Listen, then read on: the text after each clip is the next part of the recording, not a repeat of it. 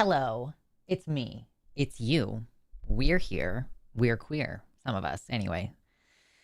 Let me double check and make sure my volume is good. It's like something that is not part of my process yet, even though it's a problem almost every time. There we go. It's at 100%. See, I didn't need to change anything this time. Hey, Ben, how's it going? YouTube chat is bumping today. There's Mabs and Cosmic Fantasy. Buy my mug, not Lux's. No, you definitely want a hashtag Team Lux mug. Listen, or both. So who was I talking to? Someone in the chat, Mr. Boricua10, was like, I purchased 5 mugs. And I was like, yes, dude, yes. Give in. Hi, Trinket. Trans Unfiltered, hello. And of course, hello to the website chat. This is my website chat. It's not Twitch. It's my website, luxander.net/live if you want to join us over there. Potato Boy, welcome to the chat. First time I've seen you here, or that might have been from last stream. I got the Elon's Tears mug. Yeah, that was a limited availability. That one did not stick around. Oh, we've got Faulty Branches and Mountain Eucalyptus and Psychoplebalian. Hell yeah, dude. I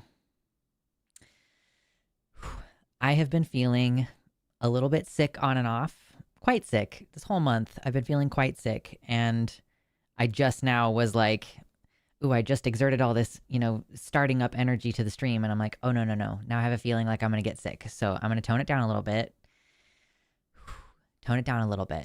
I'm so excited because I do finally get to start exploring some answers. I'm making enough money now that I can afford health insurance. And I was able to actually sign up for health insurance, and I paid my premium. So now I'm just waiting for them to send me the little card in the mail, and I'm very much like, I'm trying not to focus on it too much because I keep finding myself thinking like, how am I going to strategize talking to my doctors about what the fuck is wrong with me? So I made a list of my symptoms, and I kind of clustered them by, okay, it seems like all of these are POTS symptoms. It seems like all of these are PCOS symptoms or whatever. So I'm very excited to start working on getting some of those answers. Hello, Spatial Bees. How's it going? Yeah. So taking it easy, trying not to exert too much, trying to, give myself a little bit of room to breathe because I'm definitely very anxious. So listen, it's the week between Christmas and New Year's. Let's take it easy. There's nothing crazy going on. There's nothing, there's no demands. Of course, if you're one of the people who's fortunate enough to not have to work, like my partner is going back to work tomorrow, having had a long weekend. We went and saw Avatar Fire and Ash this weekend, which was, I felt like it was a lot of fun. So we'll talk about it. We can talk about it. Hell yeah. So I have a headache, so I can't think right now. Truly, yes. Yeah, there have been some definite moments recently where I've been like, I just don't even want to try to engage. There's been several things lately. People have been like, oh, did you hear Trump said da-da-da? And I'm like, no. I'm not doing my best to be off social media, but I am at least off the social media where I get that kind of news. Like, okay, let me just scroll through some dumb shit on Facebook, Like Facebook is my one private social media where I don't have a public facing Facebook. You won't be able to find it. Like, just... so I just consume dumb content, right? How was everybody's Christmas? Our Christmas, we spent just chilling. We had a friend come visit. We did stockings. I'm still working my way through my stocking candy. Got the little coins and got the little, little Reese's. My partner is a really big, like, I think he just feels compelled to get, ooh, thank you. Oh, yeah. Ooh.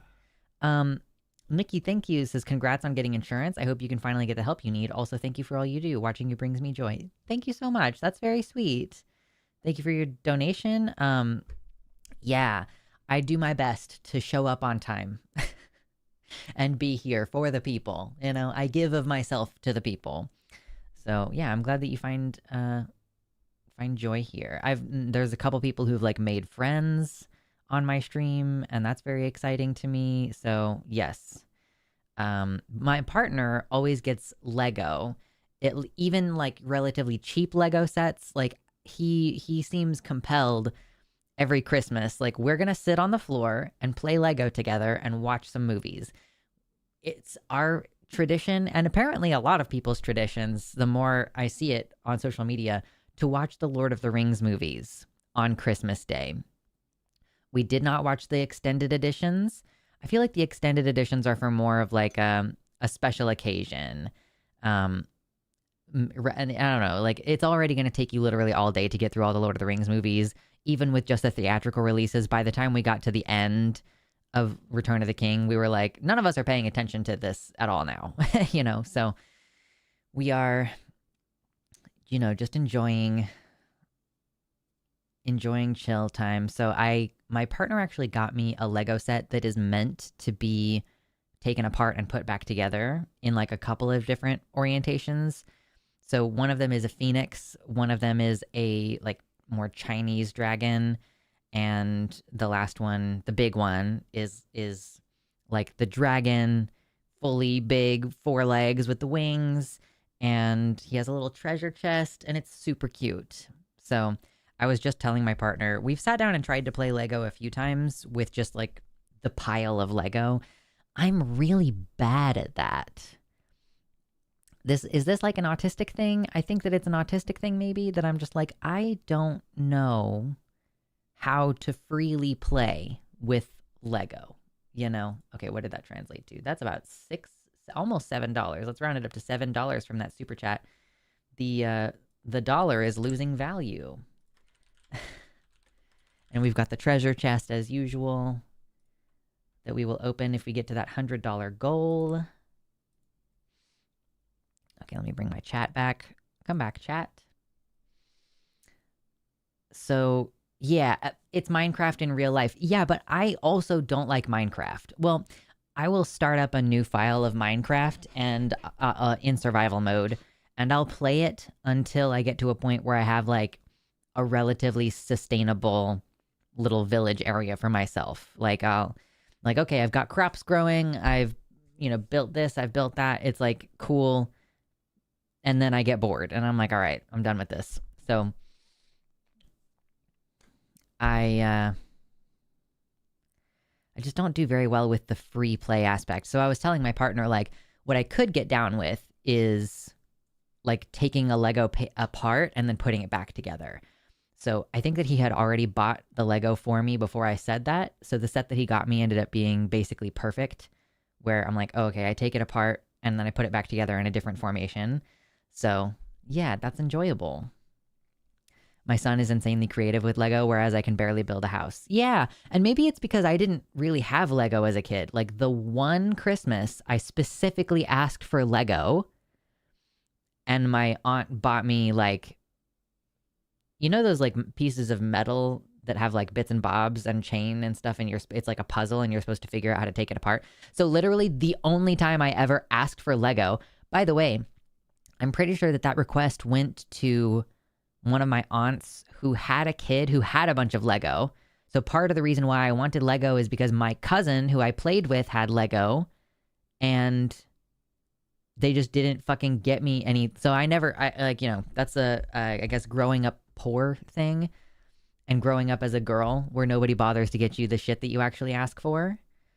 Do you like Lincoln Logs? I never had Lincoln Logs. So yeah, I'm much better with the like, I'll follow the instructions and build it and take it apart and build it and take it apart. But my partner was also like, hey, maybe you'll be more creative with what you build with Lego the more Lego you do, in terms of like the more you follow the instruction books, because they do a lot of things that are, non-standard things. Maybe you're like something that I find quite interesting is in the middle of a structure, like the outside of the structure is the thing that has all the color and all the design and everything. On the inside, there will be things that I personally would not think to do, such as, okay, you've got this like long kind of area and you're filling it in. And some of these ones in the center are just like, okay, boom, there's just like one that's got a flat top and no button. So it's like, it doesn't need to be every single one has a button on it. because there's plenty of other ones holding the structure together, and then you're probably going to put something out on the sides as well to hold it together. So yeah, just little stuff that I don't know how to play loosely, but I'm open to it. I was like, what a fun idea to ask my partner to teach me how to do free play with Lego. And that's kind of one of the fun things that I've been doing recently. I think my son growing up on Minecraft from an early age gave him some extra insight, sure, into the blocks building game, for sure. Get an idea of what you would like to see and wing it. I really lack creativity. And it's something that I want to tap back into because I feel like when I was a teenager, although, I say when I was a teenager, I used to feel more artistic, but then again, I was also in art classes where they would give you an assignment. So, I've also thought recently that I would like to learn how to use Adobe Illustrator, and like all of its very interesting tools and the fact that you don't really have to have any drawing skill to use Adobe Illustrator. And maybe I just need to go find one of those art prompts that's like, oh, every day you get a different prompt and just kind of do it. So I think that's the kind of thing that might help a little bit with finding my creativity, is just a gentle prompt, a writing prompt, an art prompt, and then just try to run with it from there.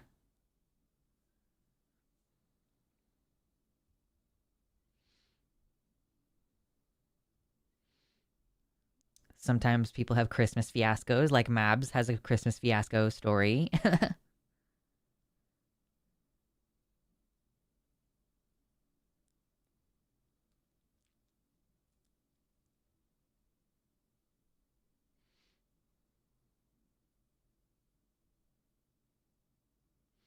I'd say it's more tied to the skill of just playing with something without a specific goal. Some folks just don't do that. Doesn't seem to be specifically autism related.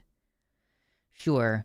Or like the types of play that I find enjoyable are like, I would much rather sit there and sort Lego. I'm like, let me put them into piles. Which is a very autistic thing.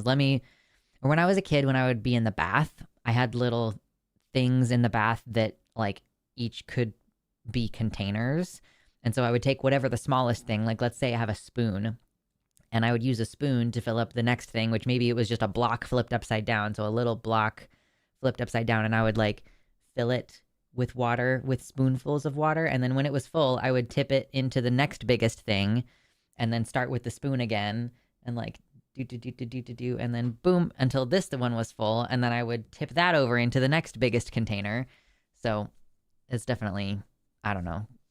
I'm not as good at free play and setting my own goals. Like when I'm in a game and there's like achievements, I'm like, yes, I'm getting the achievements, like the video games. I'm like, I'm working toward an achievement. But then once I 100% all the achievements, I'm like, meh. I was playing Banished recently. I told you all I was playing Banished, and I do have a next arbitrary goal set after I 100%ed all of the all of the actual achievements in Steam. Because then I was like, oh, okay, what if my next goal was to get to a population of 1,000 or a population of 500? Because I think the highest achievement is getting to a population of 500. I can't remember, but you know what I mean.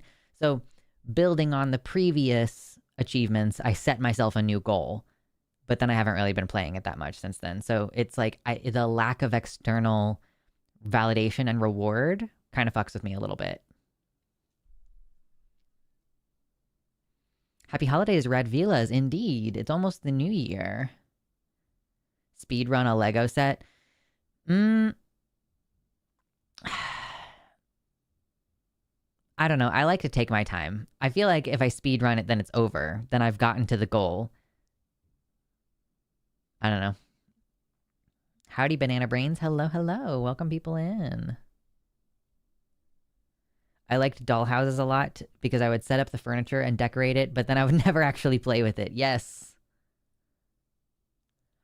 When does the voice drop? So the voice drop when you're on T is more gradual than you might think.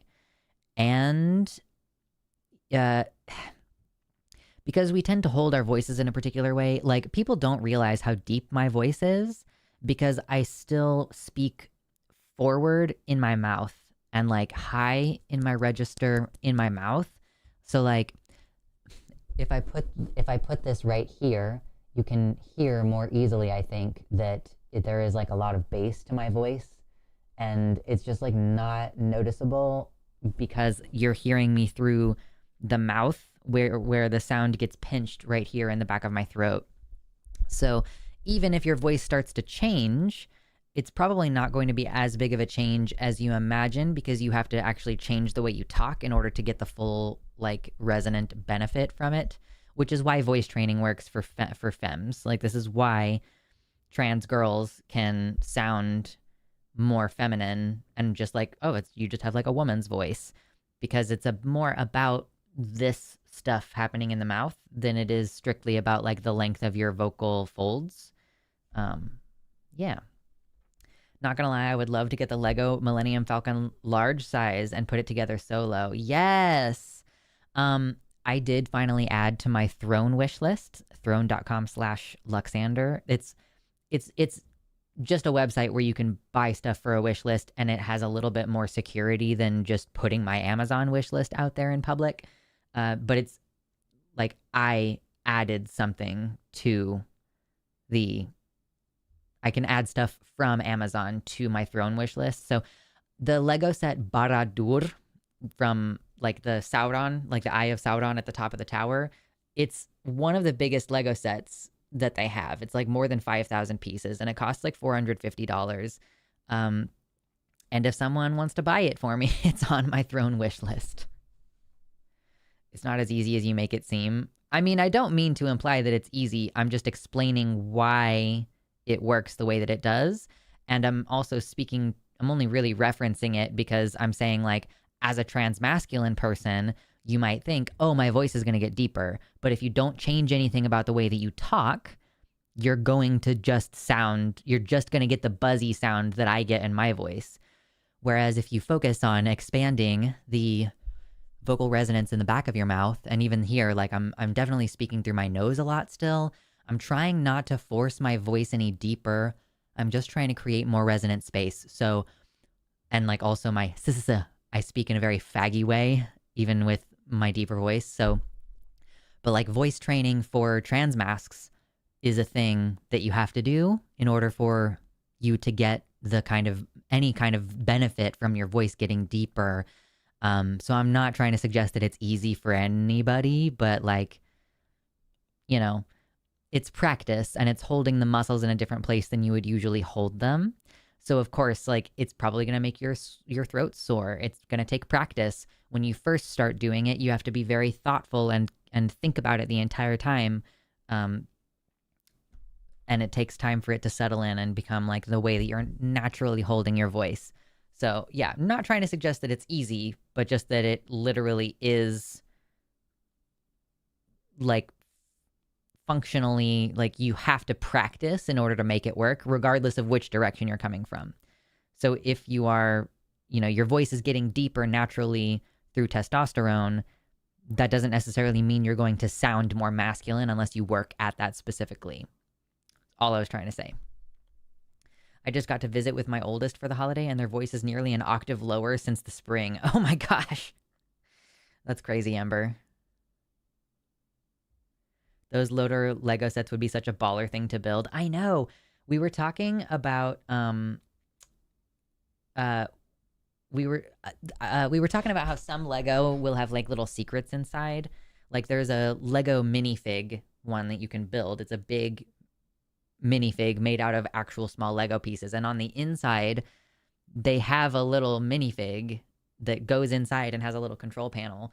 And I was like, I bet there are so many secrets like that in the Barad-dûr set. And my partner was like, oh yeah, there's gonna be tons of little secrets in that one. I'm like, it's like this big, it's fucking huge. I just saw an announcement, and I don't know if it's true, and I also don't care as much about, I would not buy this Lego set, but I've heard that Minas Tirith is getting a Lego set, which would be even more pieces than Barad-dûr, but I don't want... Oh man, is that true? Okay, this is from Reddit. Okay, this is a leak.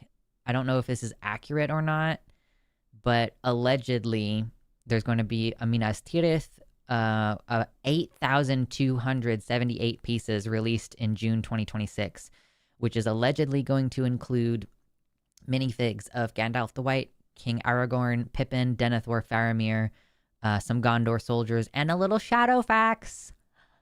Ah! Okay. That's so expensive. Very cool, though. Very, very, very cool.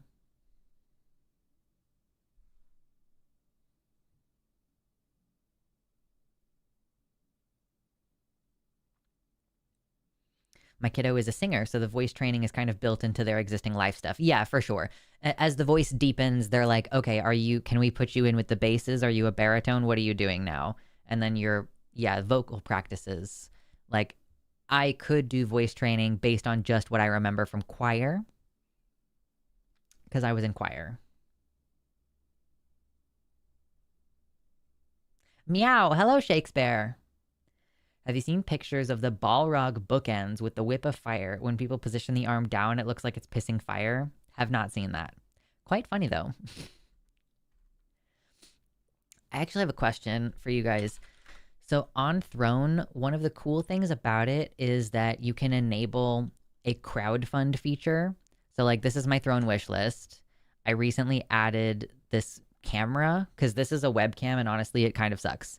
I mean, it's fine for what it is, but it's like, okay, it's a $150 webcam and it struggles with certain things and I can't take it anywhere.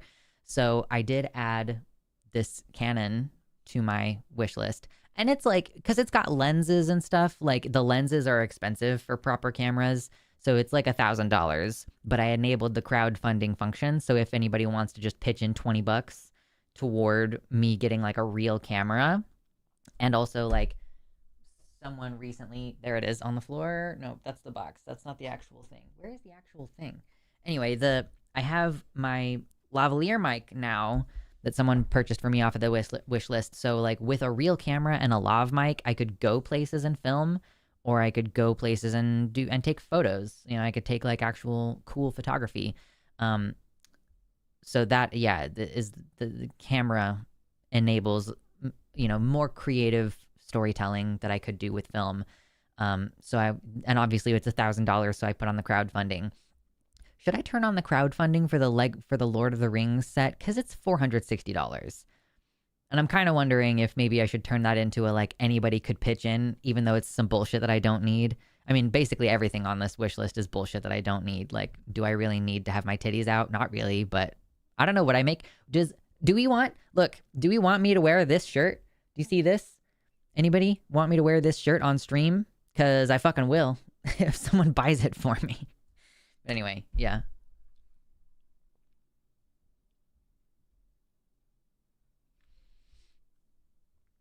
Gonna light the Denethor minifig on fire to be movie accurate. True. I'm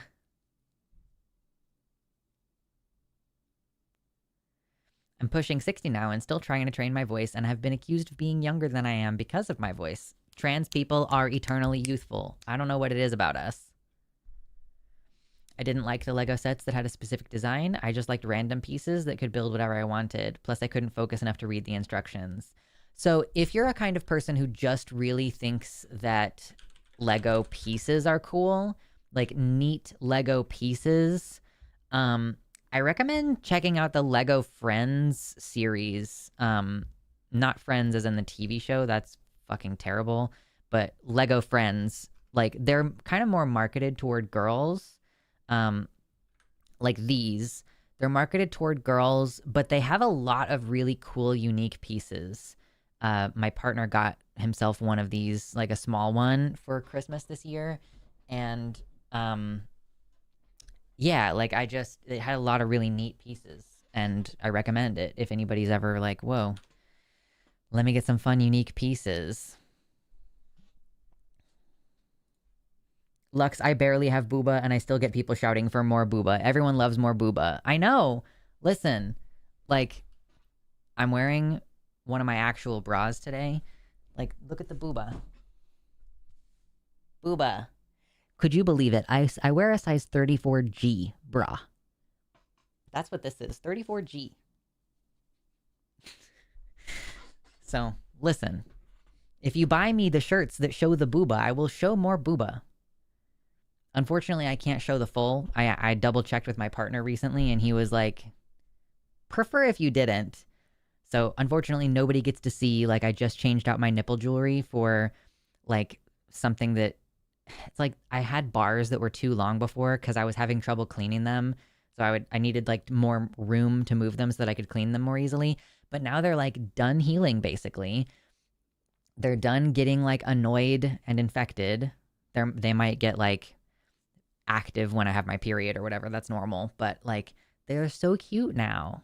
They're so cute. And I switched to like smaller balls.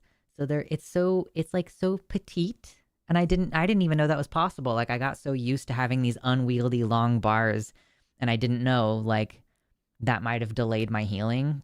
I took myself to a piercer last week and was like, "Let me change these out. Let me get some high quality jewelry." And she was like, "Yeah, they're supposed to be a little bit more like snug and not like a long bar that moves around a lot." So I'm like, "Yay. They're so cute. They're so pretty." And unfortunately, nobody gets to see them except my partner.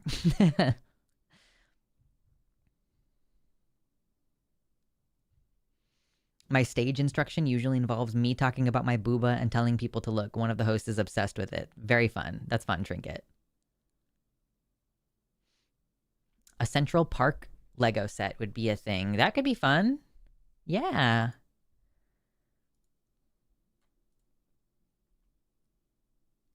Yeah, I'm a huge fan.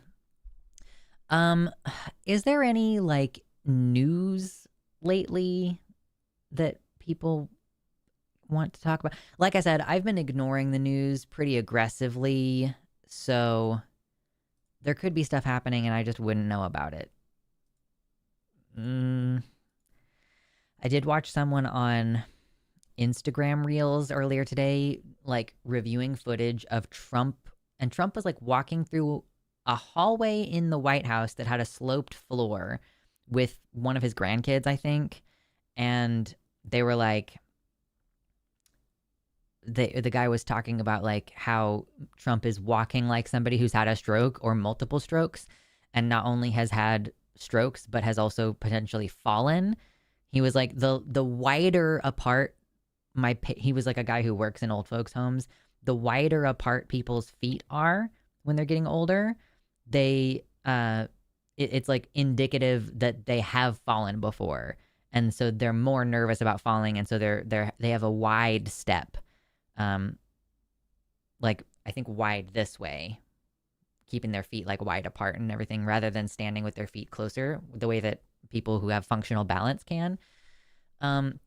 And that guy predicted, I think the reel was from like November. He was like, I predict that the president only has about 3 or 4 more months, or 3 to 5 more months, based on like the patients that I've had who've shown these symptoms before.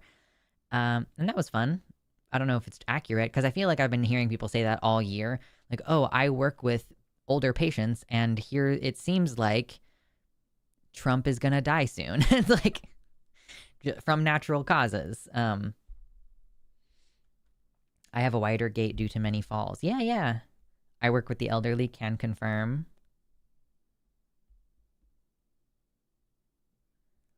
Ew. Nick Hoser, when I had my nip pierced, the guy doing it was stroking my head and calling me a brave boy the whole time. It was super creepy. That is super creepy. Yeah, don't like that.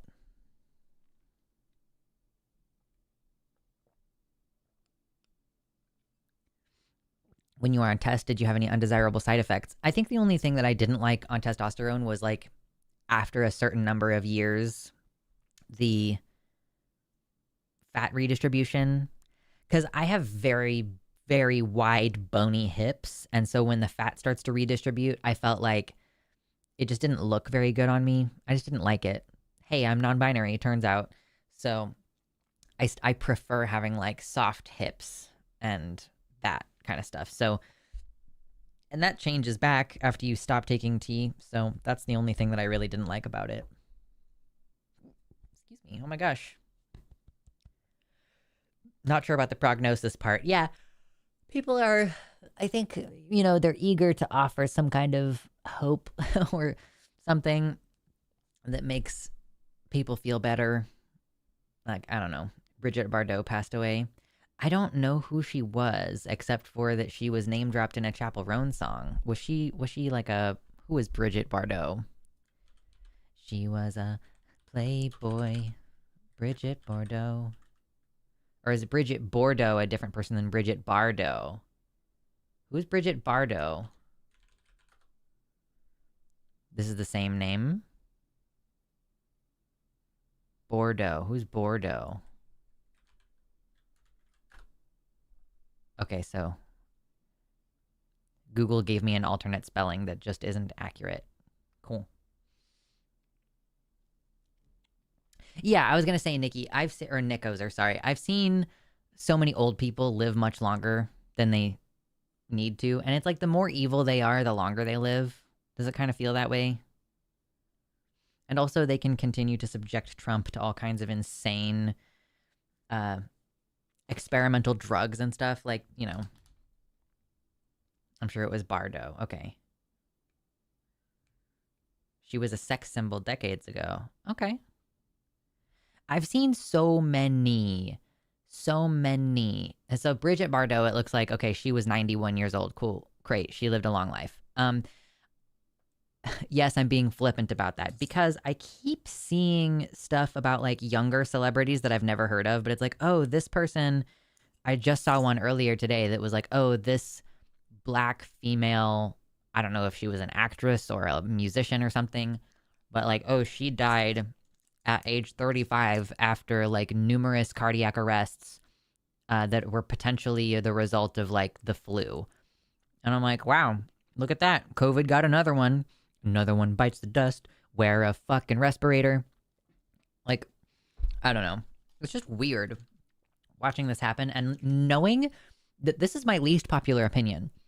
Listen, you're all like, hey, I love Luxander. They say good shit about gay people. They say good shit about queer people and trans stuff. Luxander has good opinions about religion and whatever. Y'all are here.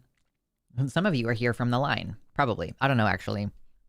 Matt Dillahunty is live right now, and then in about 20 minutes, Jimmy's going to go live with Forrest, and so basically my Sunday streams are like a little bit fucky now because we do like fucking all day programming on the line now, but yeah, y'all are like, oh, I know you have good opinions about lots of different stuff, and then like I start talking about disability, and like I think it's valuable. People find it valuable when I talk about just like my limitations and stuff. Like I don't necessarily lose a lot of viewers when I'm talking about how difficult it is with my symptoms and like how upset and confused I am about them. But if I start going, also you personally need to wear a respirator, I understand that that is not a popular opinion. But it is going to be the thing that everybody in 5 to 10 years, when capital W, when you develop a disability as a result of COVID, you're going to be like, damn, Luxander was right the whole time. And I'm going to be like, I know.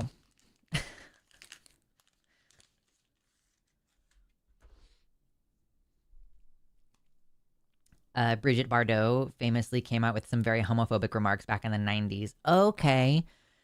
Is this the person being referenced in the Chapel Roan song? Red Wine Supernova, right?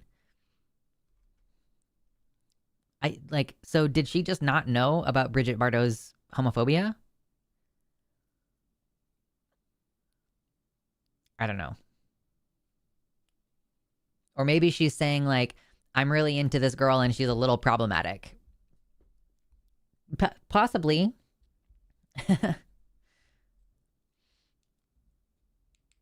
Capitalism, the evil people tend to have more money and can sustain their lives longer because of it. Fucking true. I never thought I would make it to my 50s. That's okay. Listen, Melissa, very proud of you. I actually do. I know that maybe sometimes people think that it's a little bit of a dig, but what other Bridget Bardot could it be? Well, in the song, it kind of sounds like she says Bridget Bordeaux. Bridget Bordeaux. So I didn't know that it was the same person. Anyway, yeah, I know some people think it's a dig when I say like, I genuinely think it's an accomplishment to become old And especially if you are in a marginalized community, like living to old age, I mean, and maybe I take a little bit of a historical view on it as well, where I'm thinking in terms of like life is hard. You don't necessarily have access to the medical care that you would want.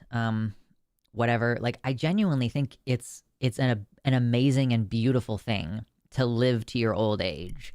So, and yeah, like I said, especially as a member of a marginalized community, like as if you're trans or if you're a person of color, if you're disabled, living to be old is a good thing. It's beautiful. You get to pass on your knowledge to the next generation.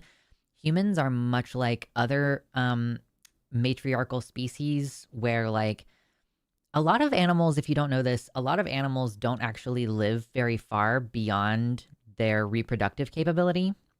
So for humans to like, our reproductive capability fizzles out when we're like in our 50s or whatever, menopause, and also the quality of sperm goes down over the life. So like when older men father children, if the man is in his 60s or 70s, like technically you can father children, but they're more likely to have birth defects or other problems. Like the quality of the sperm also degrades. So like, yeah, human beings are only really meant to be fecund until we're in our like 40s or 50s, but we continue to live until we're 80.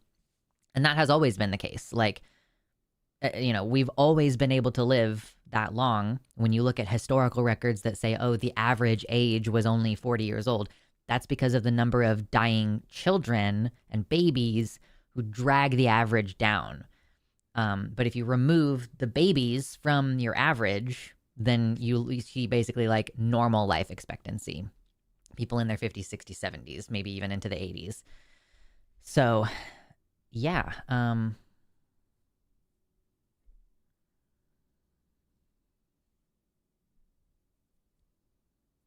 Continuing to exist out of spite. True. Yes, old trans people are miracles.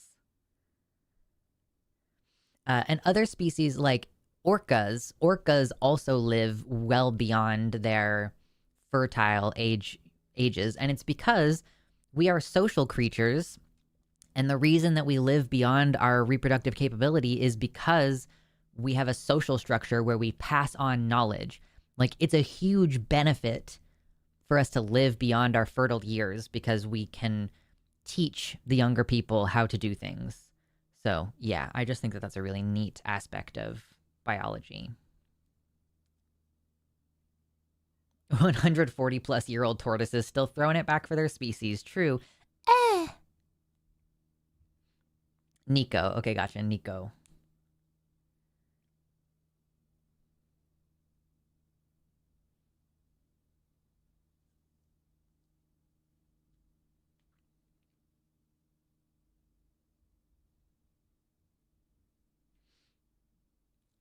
Gonna go to a neurologist in a couple weeks in hopes of figuring out what my progressive neuro thing going on is. It's been a mystery, and this is the last step before the Mayo Clinic. That's good. Getting answers. I know some people, like, I think folks, might think that you would be upset. Like, okay, if you have a chronic illness and you go and you finally, like after years, you finally get diagnosed with cerebral palsy or something else that is like degenerative, there is, I think for people who are otherwise generally fairly healthy, they're like, oh no, that's terrible. But for a person who is suffering with neurological symptoms, not having the answer as to why is the scary part. And so when you go in and you find out, here's what it is, here's the prognosis, here's the treatment, here's how long you have before you lose XYZ, whatever. All of these diseases have a different timeline and everything, so I'm trying not to call on any specifics. I have no personal experience with this, with neurological stuff in particular. It's like, oh my God, I finally know what to do. Like for me, the issue that I have with my anxiety, with my health, is that I don't know what I should be doing because I haven't gotten a definitive diagnosis of anything. My last doctor was like, yeah, it sounds like you have POTS. So long as you don't have high blood pressure, just fucking eat a bunch of salt and you'll feel better. And, okay, cerebral palsy isn't degenerative. Okay, cool. Yeah. See, I don't know anything about this, but whatever it is, like, whatever it was that, that the gay character from The Last of Us had, You know what I mean? Like, or MS or something. Like, uh, for me, what I find is that like I don't know if I'm doing what I should be doing, and I'm just kind of flailing by myself with no guidance and no like benchmark for have I improved, or like I've gotten worse over the last year for sure. Like I did not used to have exercise intolerance to the extent that I do now. It's very difficult to just be like, I guess this is what's wrong, or maybe it could be this or whatever. So yeah, I am really excited to start getting some referrals and some answers. I am gonna start a brand new relationship with a new medical team. Before, what I was doing is my doctor had a concierge service, so I would pay my doctor a certain monthly subscription basically to be able to have access to him, to text him or call him if I had a concern, and he would give me prescriptions often without even seeing me. Like there was one point where I was like, I'm pretty sure I have a yeast infection, I'm having XYZ symptoms, pussy smells like bread. And he was like, okay, well, that sounds like a yeast infection, so I'll go ahead and give you the prescription. And then it wrapped up, right? But so that's like a very hands-off kind of care. It's nice to be able to have short-term access and be able to call and be like, hey, I'm having this symptom. Do I need to go to the ER? And have him be like, no, I don't think you need to go to the ER. But that only helps so much when you're still feeling broadly like, you know, if I need a tilt table test and I can't do that unless I go to the hospital, but I don't have insurance. That's why I have a fucking concierge subscription, because I don't have insurance. And then any other care that I needed, I would go into a sliding scale clinic. And so my care was being entirely managed by nurses. And I don't know if this is maybe like a little bit of a bias that I have. I don't like it when my care is being primarily handled by nurses, because I'm like, okay, well, on the shortest timeline, you only need to be in school for like 2 years to be a nurse. And now I want to say nurses work fucking hard. Nurses work hard. Point blank period. But they are not as knowledgeable, and I don't know that they quite have like, they're stretched a little bit thin. If they're the first point of contact. Honestly, I kind of feel like when you go to a doctor, or you're trying to go see a doctor, and the primary person that you see is a nurse, then like their job is to gatekeep you. Like their job is to gatekeep whether or not you get the referral to the actual doctor. And so for that reason, I kind of maybe also my bad experience with my IUD and everything, like the fact that I wasn't adequately told what the procedure could entail, and that my nurse actually told me after the procedure not to look up what the procedure entailed because she thought it would upset me. And then that gave me trauma that I then had to work through in therapy. I don't like it. I don't like it very much. I don't know. Maybe that's just a me thing.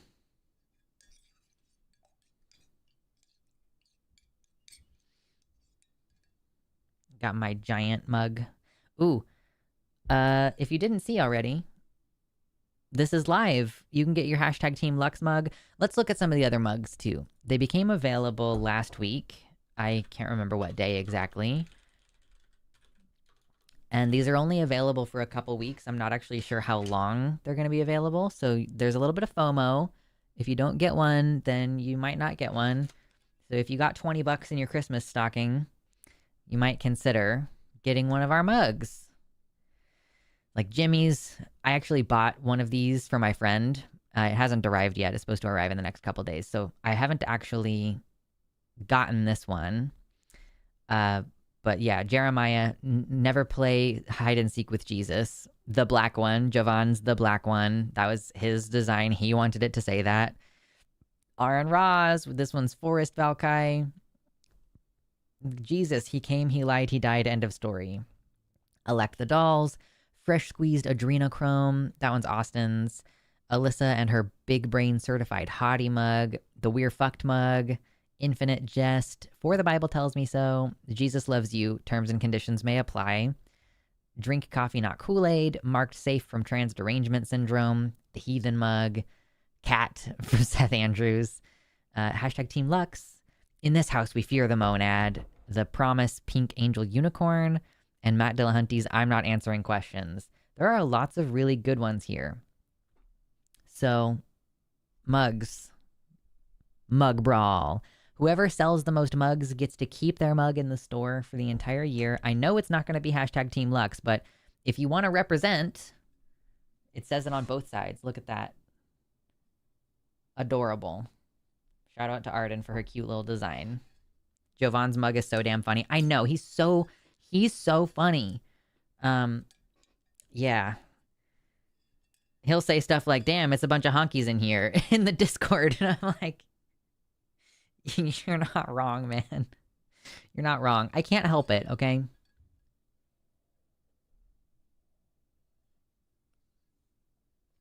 Apparently, my cat has become very finicky about the cleanliness of his bowl. All cats are autistic, but mine is the most autistic. That's true. I had a dream about kittens last night, which happens periodically, but I feel like it says something if, like, you know, about a week after your cat passes away, you're having a dream about finding kittens. I definitely don't think I'm ready yet to fully go through and, like, potentially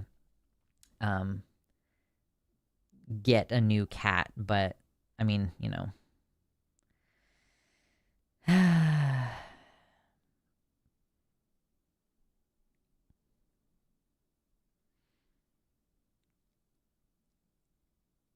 I was and also, like, had dreams about fleas. Like, the cats were full of fleas because, like, after Mitternacht died, there's, like, still fleas in the house, but they can't bite him and eat the poison that he has on him, so I just have fucking fleas in my house.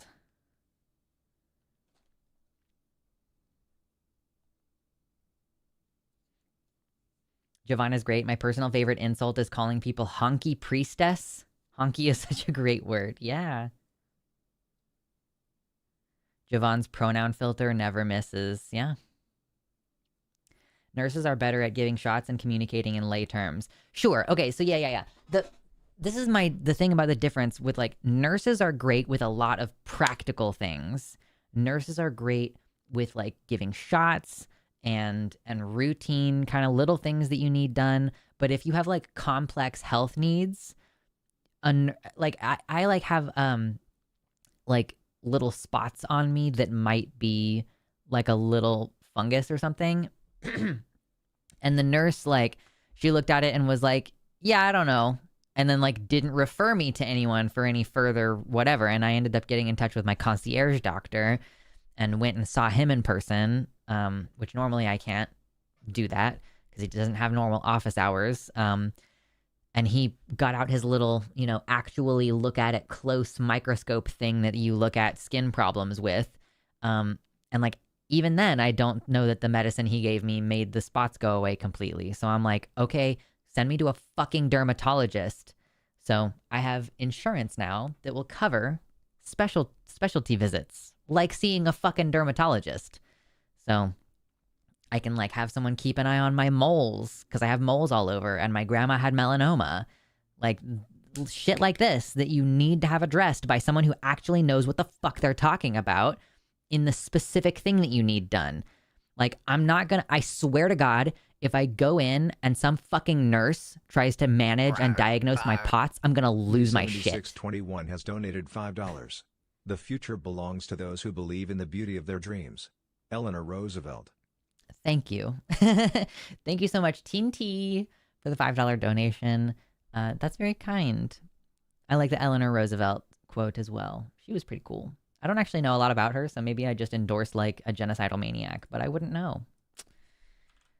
Frankly, I need to read more. Treasure chest. We just got to $12 out of 100 on the treasure chest, which is right over there. We'll open it.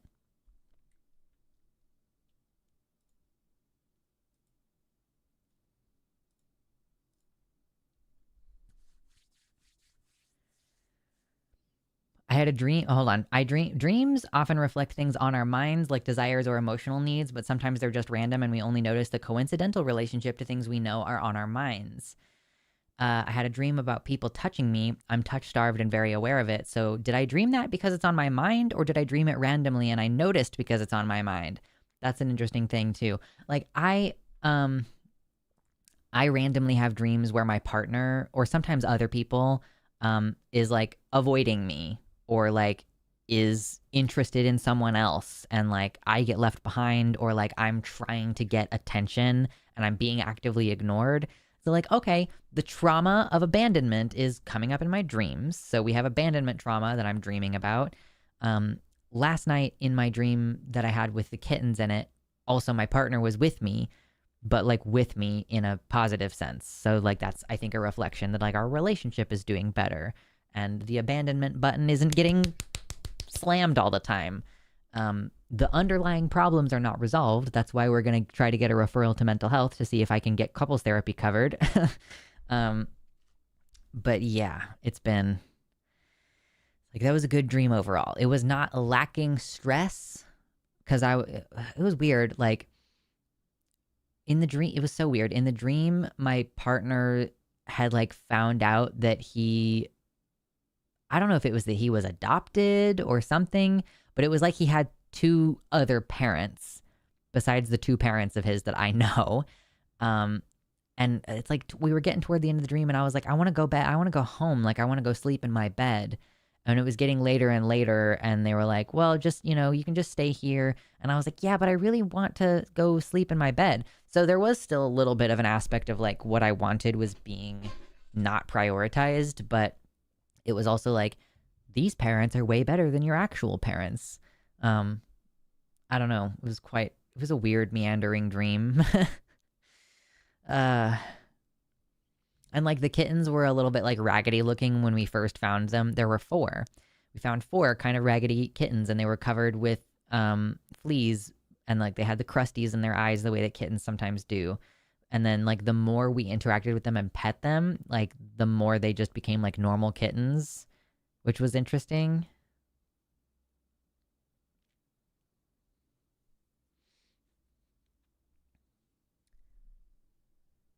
I work with a ton of nurses in my work and they're great, but you got to know how to work them and know their limits because sometimes even they don't know. Yeah. I'm basically my plan is I'm going to set an appointment to get like my vaccinations. And I'm going to be like, look, this is the beginning of my relationship with this provider, and I need to talk about some chronic illness stuff that I would like to get some tests and referrals for. And I think instead of leading with, I think it's this, and here's the symptoms that correspond, I'm going to be like, okay, first of all, let's start with some easy stuff. Here's a video I took of myself a few days ago trying to breathe through my nose. That's me trying to breathe through my nose. It sucks in. It's like breathing through a straw, even in the best of times. Can you refer me to a fucking ENT so that I can get evaluated for septoplasty, please? And then we'll move into more complicated stuff, and I'm going to be like, okay, so I have like tachycardia. I seem to have a really high resting heart rate. If I exercise, sometimes like my heart rate will not come down afterwards. I have episodes of air hunger. I struggle with standing for long periods of time, or especially like going from sitting down to standing up. That's a real difficulty for me. So I'm just going to go through a bunch of symptoms and be like, what do you think that sounds like? It's like, do you think it sounds like fucking pots? Because that's what I think. Yeah, I don't know. We'll see. I'm trying not to invest too much energy in that thought process because, again, it's just turning into me imagining arguing with someone.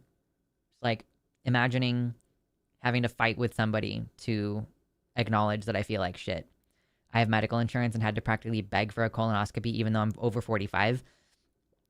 I saw someone say that they were having trouble with a particular provider because like they were acting like it comes out of their paycheck. So I'm prepared to be a little bit of a bitch. If I'm like, I want to get a tilt table test, and they're like, we don't want to give you a tilt table test, I'm going to be like, why? Are you paying for it? Like, it seems like I'm paying for it.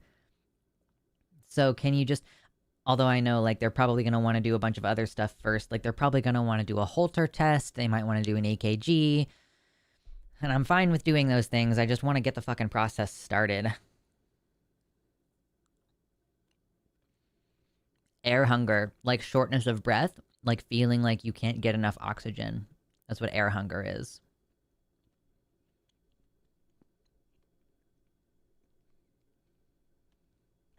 My mom was a family nurse practitioner before she retired, and Lux, my mom would have referred you to a specialist.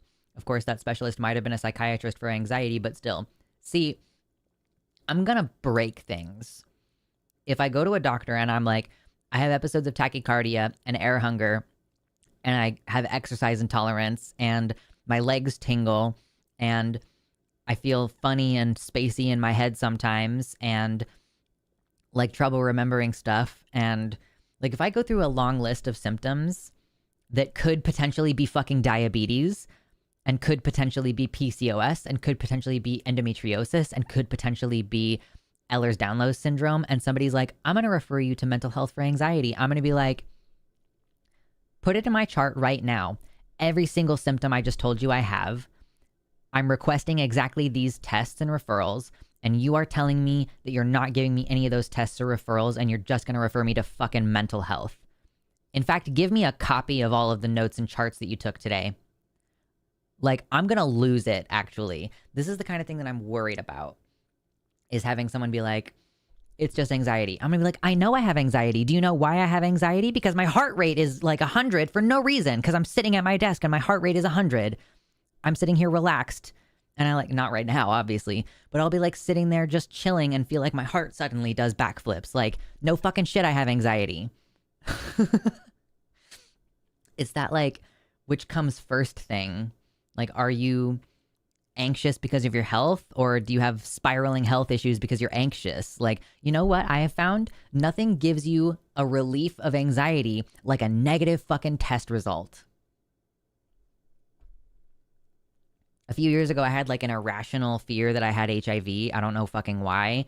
And I just got the test and then it was negative. And I was like, never worrying about that again. Like, I don't know. It was crazy.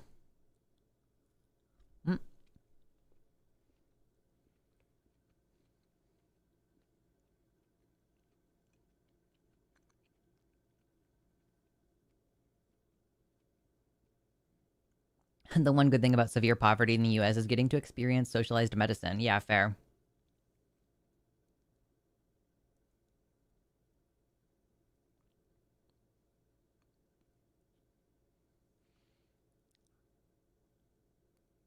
I used to have weird nightmares around bathrooms. I've had weird dreams about bathrooms too, like not being able to find a bathroom, or going to the bathroom and there's no stalls, like the toilets are just out in the open, or like all the toilets are super dirty or broken or something. I've had lots of those. Not lots. I've more than a couple. During the early days of COVID, I started having seizures, but the doctors said I had stress. It took one big seizure for me to get diagnosed with epilepsy. Dude, if I was having seizures and the doctor said it was stress, I would be like, provide me documentation right now about any of the times that seizures have been linked back to stress and no other comorbid issues. Are you fucking kidding me? I would freak out.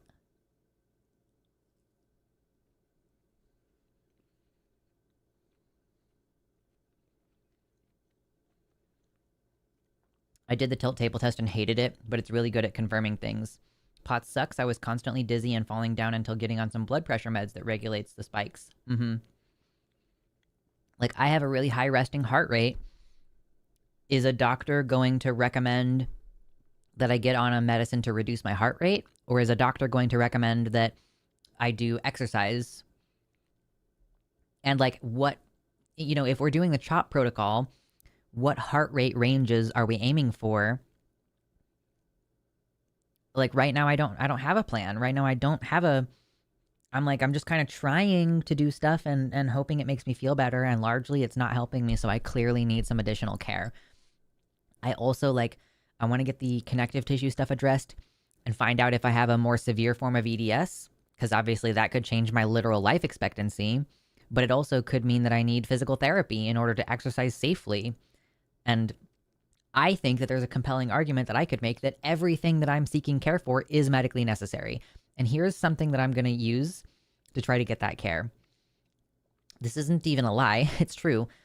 I want to get my PCOS and endometriosis looked at, potentially those two potential diagnoses. I don't actually know if I have endometriosis, but I am like 98% sure I have PCOS. Is that going to prevent me or cause difficulties in conceiving a child? Because I am pretty sure that I want to do that. It's still going to be a few years away. But like, and then all of my other healthcare things, like, I honestly wonder if I'm going to get more attention and like more care if I say like it's really important to me to become a parent, and at my current level of function I would not be able to do that. So in order for me to be a good caregiver, dude, I'm going to exploit that whole thing about how this country wants white women to make babies. You think I'm not going to fucking exploit the fact that this country wants white women to make babies in order for me to get my health turned around? Girl.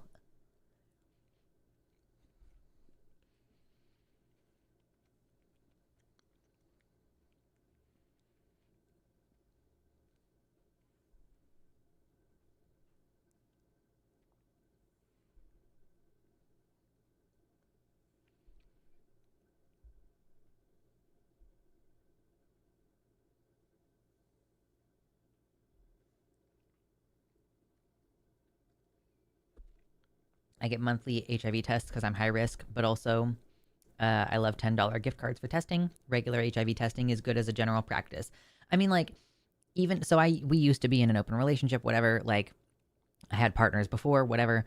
It was an irrational fear. It definitely was not like a rational thing that I was struggling with. But then I got it taken care of, and like, okay, it's negative. Even for people who are monogamous and practice safe sex, it's good public health policy to get tested at least once for HIV. So like, okay, cool. I'm negative. I'm like in a monogamous relationship. I'm not worried about it. So there. Whew, easy. Amazing how getting a negative test can just completely quell all of your anxiety about it.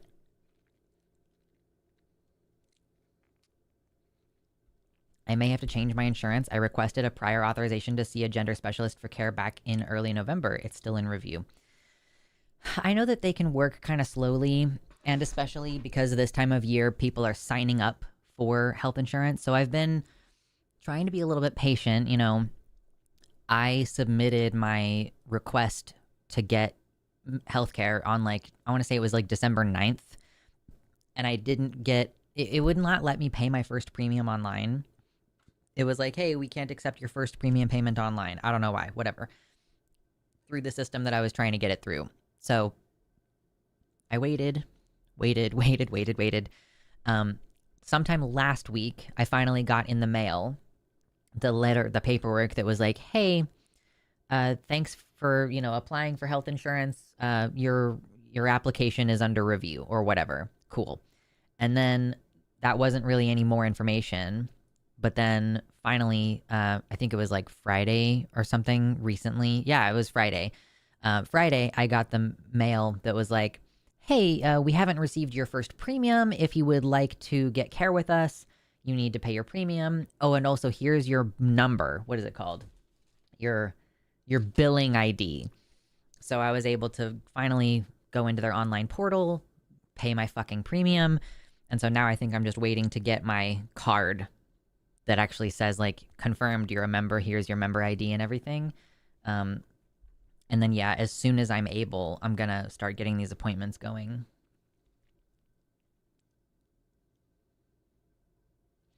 Yikes, PCOS, I'm so sorry. Honestly, I feel like PCOS is one of my least intrusive health things. I mostly want it because I want the diagnosis. Well, yes, if I'm going to struggle with fertility, I want to know. Like I just want to know that beforehand. I'm not really expecting to want to get any treatment for it. Like as a non-binary person, I'm okay with having slightly elevated testosterone, but if that's causing some systemic problem, then sure, I could potentially see like, I just don't, if I already have like increased thirst and frequent urination, which I do, then putting me on a diuretic is not a great idea. And I feel like the main treatment for PCOS would be a T blocker like spironolactone, and so I shouldn't be on that. Like, unless we figure out whatever other issue is causing me to have increased thirst and frequent urination, then there's no reason to put me on a diuretic. Like, it just would not be a good call in my opinion, but that's why I need like an actual healthcare professional to tell me what to do. That's what we're trying to get to. So someone said something earlier about Nicki Minaj. And Nicki Minaj, as I understand it, has just been getting more and more and more right wing. Like what the timeline of Nicki Minaj getting more conservative. I saw like one cohesive image this past week that showed like here's like a time, or maybe it was like multiple images, like the timeline of her. Like, okay, in June 2018, here, is this the actual post that I was looking at before? A timeline of how Nicki Minaj went MAGA. Here we go. December 2015, Minaj commented on Trump from the perspective of a fellow New Yorker, saying there are points he has made that may not have been so horrible if his approach wasn't so childish. But in terms of entertainment, I think he's hilarious. I wish they could just film him running for president. That's the ultimate reality show. 2016, while on stage in Brooklyn, she said, she was diminishing Melania Trump. Interesting. In 2018, Nicki's political identity aligned with practices adapted by liberals and Democrats, often speaking out against Trump's immigration policies. At that time, Minaj detailed her plight from St. James, Port of Spain, Trinidad and Tobago, in solidarity with immigrants coming into the country, saying, I came to this country as an illegal immigrant at 5 years old. 2020, she spoke at a conference, doubling down on her disdain for Trump's immigration practices. However, she refused to speak out against the entire MAGA movement. When she was asked point blank about her feelings about the president, she said, no, I'm not going to jump on the Donald Trump hate bandwagon. In 2021, she shared her views and rhetoric on the vaccine. Yeah, she was like, my sister's cousin had swollen testicles after the vaccine. Like, okay, dumb. 2023, Nicki Minaj doubled down on her beliefs about the vaccine, saying she maintains a leery independence, though she is now less likely to shout it from the rafters, saying, I'm one of those people who doesn't go with a crowd. 2025, Nicki Minaj backed Trump's decision to put Nigeria on a watch list due to alleged anti-Christian violence. She spoke to members of the United Nations, saying, I would like to thank Donald Trump for prioritizing this issue and for his leadership on the global stage. She came out as full MAGA in 2025 this month. I have the utmost respect and admiration for our president. She's gained political adversaries and entered the month with new beef. She proved her loyalty to Trump by picking a fight on Twitter with California Governor Gavin Newsom over his supportive comments about transgender children. She also appeared with Charlie Kirk's widow, Erica Kirk, at a Turning Point USA event, surprising both Nicki Minaj fans and Republican loyalists. So, yeah, this is just... She's been on a downhill for a while, and I saw something that was probably not true, but was allegedly Nicki Minaj saying, like, whatever, I'm not gonna put out this album even. Y'all don't even appreciate it. And everybody was like, we have been asking you to go away for a while. I don't know if that was true or not. So...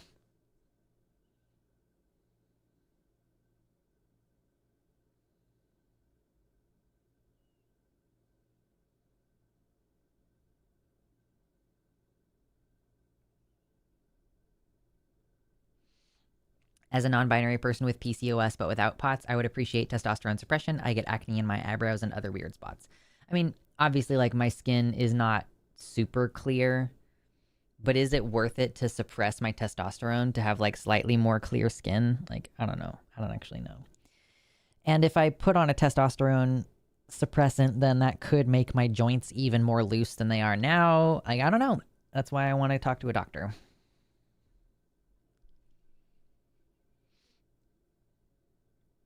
Congrats on the insurance. Do you feel like a right, proper adult now? I remember feeling like that the first time I had a job with health and dental benefits.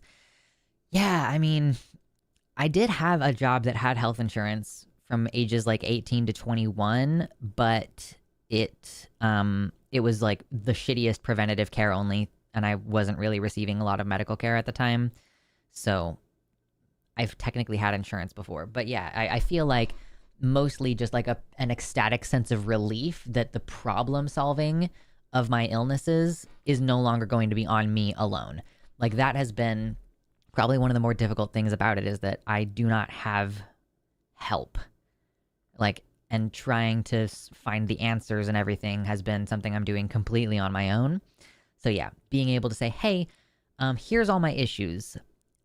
let's find some solutions to these problems. And hopefully having a team that will listen and give me the referrals and hopefully have insurance that just fucking covers stuff instead of arguing with me about it. Like, I bought a gold plan. So I'm like, look, I specifically purchased a high quality plan. You know, like it's probably one of the best ones I can get, much less one of the best ones I can afford. And I'm hoping that, yeah, like it's not going to be a huge headache to find in network. Like it's an insurance where it should be pretty easy for me to discern who is in network versus out of network. So, girl, you know how people always say like, oh, well, it's better with private insurance because then you can choose your providers. Like, no, one of the insurances that I was looking at was like approximately 30% of the doctors in your area accept this insurance. And I'm like, the illusion of choice is what the American dream sells you. The illusion that you actually get to choose. Like, if I have one doctor, it's like, okay, I understand. In the NHS, in the UK, my understanding is that you are limited to like within your district, like within your certain area. So, you know, oh my God, Abigail was talking about how when she moved from one part of England to another part of England, that like started her over on the time of like how long her wait list was going to be. So yeah, I don't know. Like, but even like I am also limited. Like, I can only go to doctors within the state for the most part, unless it's approved. Like, you know, when people are trying to get bottom surgery, there's a lot of like, well, I want to go see this specific doctor in California, but I live in another state. So, you know, it's regional, and it's like who within the region even accepts your insurance and all this kind of bullshit. Like, meh.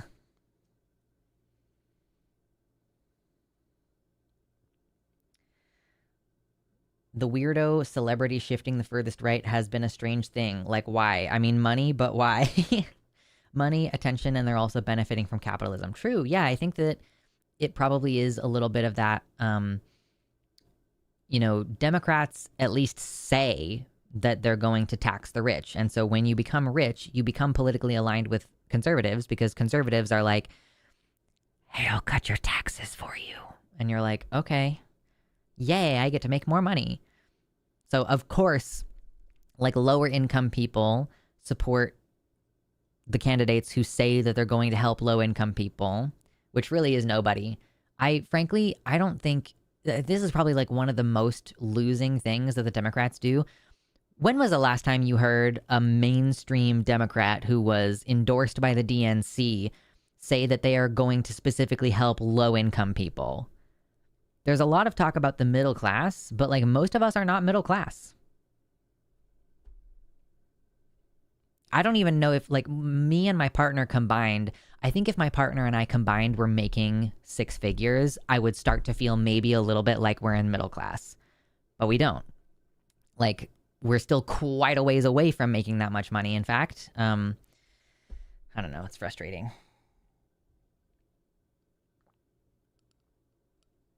I want a refund on my adult card. True.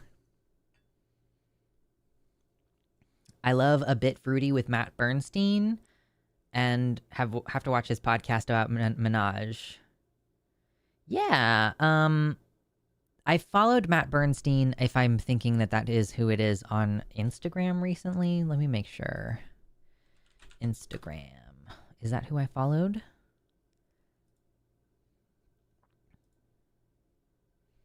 This is the person I'm thinking of? I just followed him recently on Instagram. I'm trying to like be more of a content creator recently.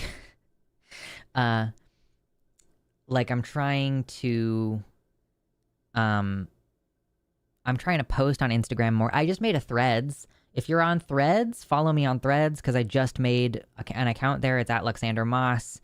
And I also want to like make more, maybe not friends, but like I want to make more connections with other creators.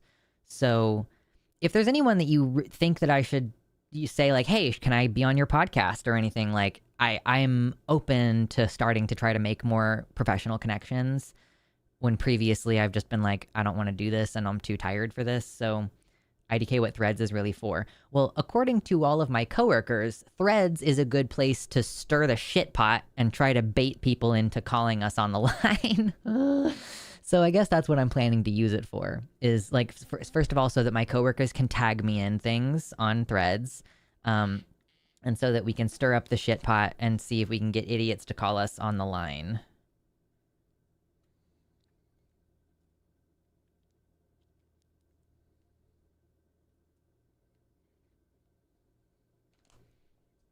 We stand Mr. Fruity. Yeah.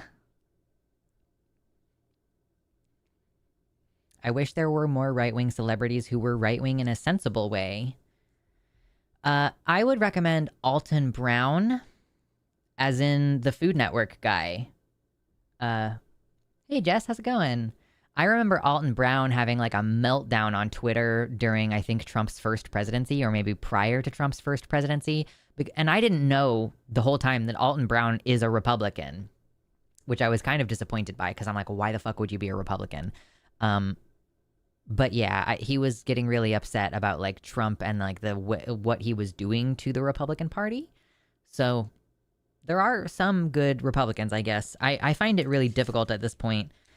It's a little bit different than, I've been annoyed with people in the past for saying like, well, with the way that feminists act, I don't want to consider myself a feminist.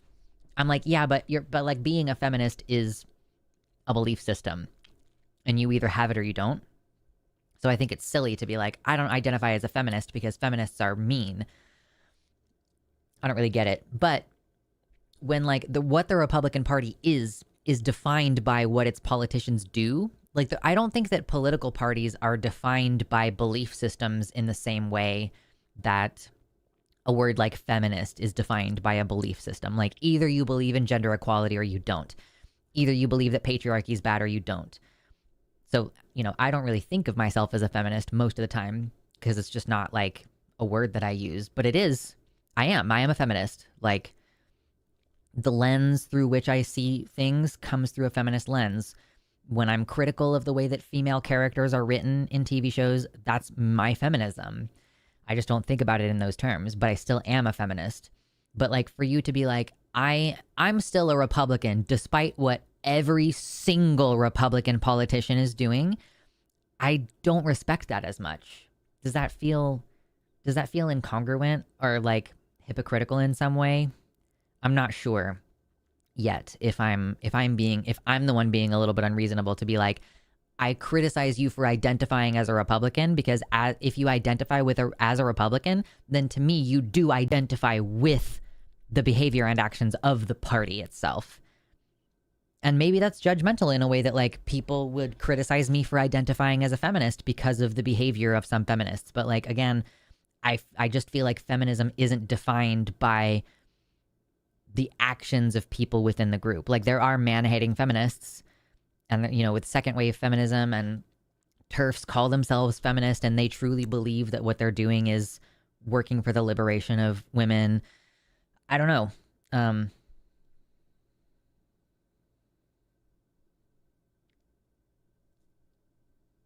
Threads is like 95% rage bait, 3% porn bots, and some portion of the remainder is legit engagement. Yeah. Ooh, I was going to post on Threads earlier about the mug brawl. I took a picture and I posted it on, or did I post it on Threads? Let me double check.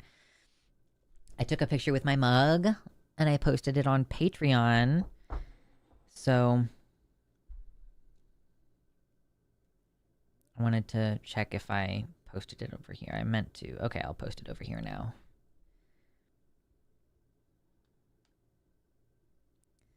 She was a playboy, Bridget Bordeaux.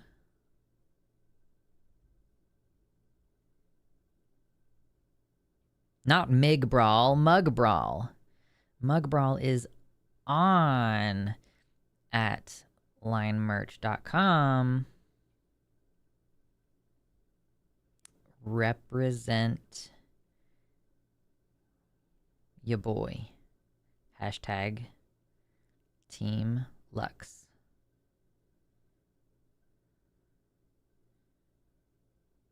No, that's not right. Hashtags apparently turn into topics, which is not what I want. Does this automatically do alt? Okay. It doesn't automatically do alt. A white person in an orange sweater is holding a coffee mug that says hashtag Team Lux with a dragon design. That seems more than sufficient for alt text purposes. There we go. Oh yeah, okay, so speaking of this, oh hold on, wait, no, maybe before I shift subjects, let me catch up on people's commentary here.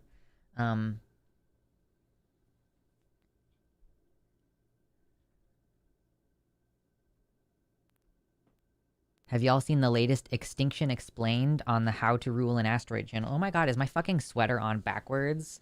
Wow. Didn't even notice that. How did I not even notice that? Here, there we go. That's better. That's better. Okay, that's better.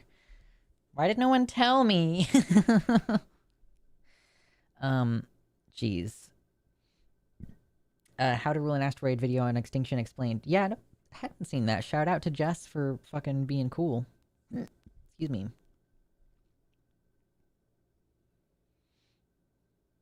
Political party membership is taking a stand. You are being entirely reasonable. I mean, there are people who identify as Republicans who go, well, I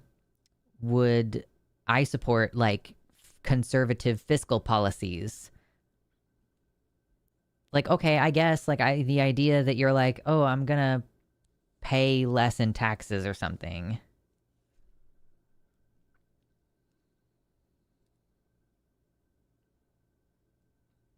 Next year, do a mug with writing that has all the hashtag Team Lux at all with all the consequence debates on the mug. That would be fun. Just like a bunch of text that's like, I mean, I'm probably not going to do that, but that's an interesting idea. Like all of the funny little punishments that we had throughout the year. That could be fun.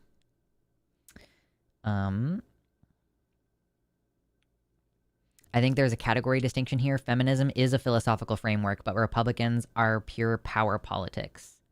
Sure, yeah, a category distinction. Like feminism is a belief system, whereas Republicanism isn't a belief system. I mean, again, in some ways, people do frame being a Republican as a belief system. Like, I believe that we should reduce the amount of immigration and that we should we pay fewer taxes or something. I don't know.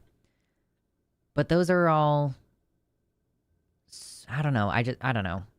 I'm not having a good time articulating what the difference is here.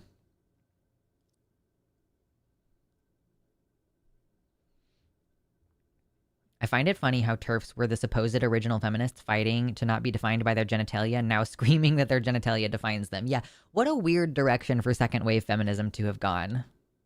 What a strange path we've taken.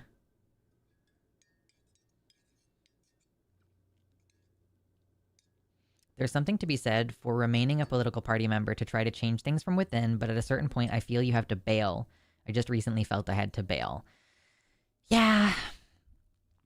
When I most recently registered to vote, I registered as unaffiliated, which does mean that I cannot vote in the Democratic primary. So I might update it later and be like, I'm going to vote in the Democratic primary. There's lots of cool options in Oregon that weren't there in Kansas, as far as you also have to pay for a political party membership.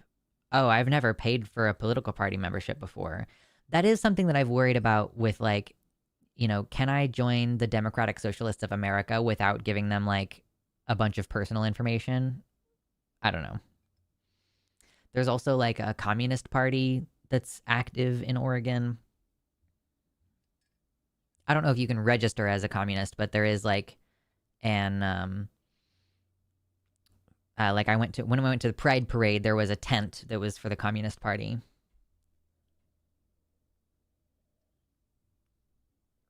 Can you vote as an independent?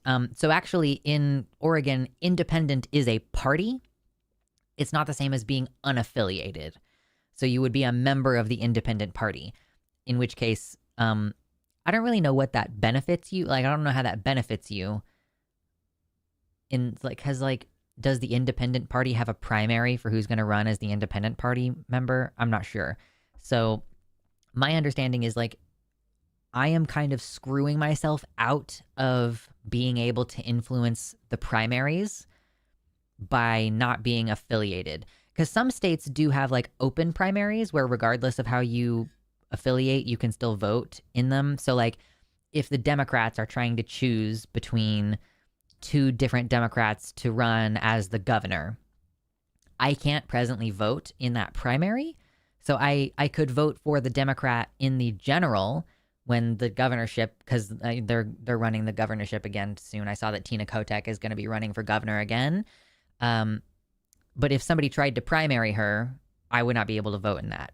So the only real benefit for me of registering as unaffiliated was because I'm annoyed with the Democrats. So I'm like making a statement that I'm annoyed with the Democrats. And also the implication that being registered as a Democrat, like they could start deciding that that makes you a terrorist. I feel like there have been, yeah, but Oregon definitely does not have open primaries. Because if you have an open primary, then Republicans could come in and vote for who they think would be the easier opponent to defeat on the Democrat side. So there is a reason to have closed primaries. Politics is so fucking stupid.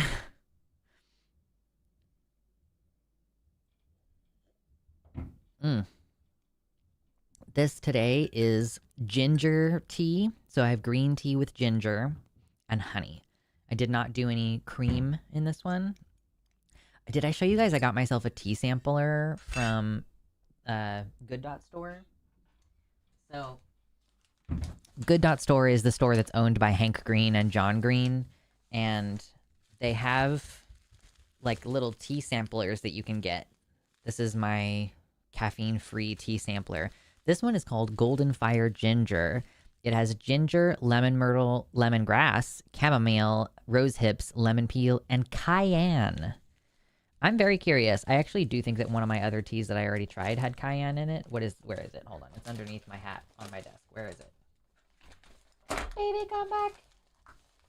Nope, that's my Bluefields Earl Grey. There was one I got that has like marshmallow root as one of its main ingredients. This is my Christmas hat that I haven't put away yet. It doesn't take very long for my desk to get messy after having just cleaned it very recently. Where the fuck is it? Stuff gets moved and then stuff gets shoved and then like I can't find anything. There it is. This one's called Sweet Briar Botanical. This one I've already gotten into. Marshmallow root, honey bush, rose hips, lemon myrtle, raspberry leaf, elderberry, blue cornflower, pink peppercorn, natural flavor. So this is not one of my ones with cayenne in it. This one has like, it's really got like a funny little sweet flavor. Like a little bit too sweet, I think. Like the marshmallow root, I'm assuming that this is listed in order of which one is in there most, but it's cool. It's like, look at it. There's a little peppercorn. There's a little pink peppercorn. And the blue cornflowers, you can see. It's like yummy. A lot of these teas I'm probably never going to purchase again, but it was worth it to get a sample. And then, yeah, this one is quite similar to the black tea that I already have that I like a lot. But this one has blue cornflower instead of rose petals in it. Ooh, yummy, yummy, yummy. Yummy, yummy, yummy. Yummy, yummy, yummy. Tea is good. Get my little samples of tea. I get some cleaning supplies on a subscription service from Good Dot Store, so I figured, you know, let me get a sampler. I also got my partner, I got my partner for Christmas this year. I got him some of the coffee from Good Dot Store, because he just usually drinks Dunkin' Donuts brand coffee grounds that you can buy at the store. So I was like, oh yeah, I'm already getting like myself some tea samples. I'll go ahead and add some of this coffee, because then even if it's more expensive, we'll be paying like, okay, the thing about Good Dot Store, if you don't know, is that they try to have like a super ethical company. So like 100% of the profits go to charity. on like I think all of these different things. So in this one, this is like the cleaning products. All of their cleaning products, 100% of the profit goes to coral reef restoration in the Pacific Ocean. So I buy my laundry powder from them, and I also recently got the dishwasher pellets from them, which I haven't started to use yet. I'm excited to get to use them. The Keats & Co. coffee and tea, they donate 100% of the profits to fund a long-term tuberculosis treatment in Lesotho, which I don't know where the fuck that is. Like the Awesome Socks Club, they donate 100% of the profits to charity. They have soap. It doesn't say that they donate 100% of the profits to charity. That's a local business in Missoula, Montana. So, but like, if any of this stuff is stuff that you could potentially want, I recommend getting it from them. Because, like, again, even if the coffee is more expensive, 100% of the profits, 100% of the profits go toward healing tuberculosis. So, frankly, I think we should all, if we can. And the thing is too about the fucking cleaning products, that this is probably going to end up being cheaper buying through Good.Store, even if it is more expensive, like initially. Like, you are paying for a lot of waste when you are buying shit at the grocery store. Like, if you buy dishwasher cleaner at the grocery store, it's a liquid. So you're paying for like 90% water, and you're paying for the water to be shipped, like the water that's in the dishwasher gel.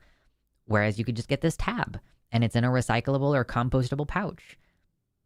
Like, plastic free, boom. And it's a little pellet, and it's a fucking heavy bag. Yeah. And like is it on here? I don't think it's on here.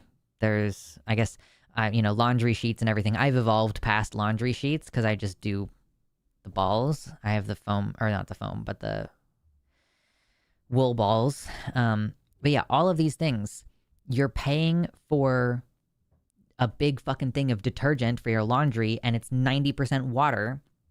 Whereas you could just buy the powder, and the powder's like, yeah, this is it. It's a big old box, $18, that you just scoop the powder in, and bing bang boom, it's way fucking convenient. So, damn, highly recommend.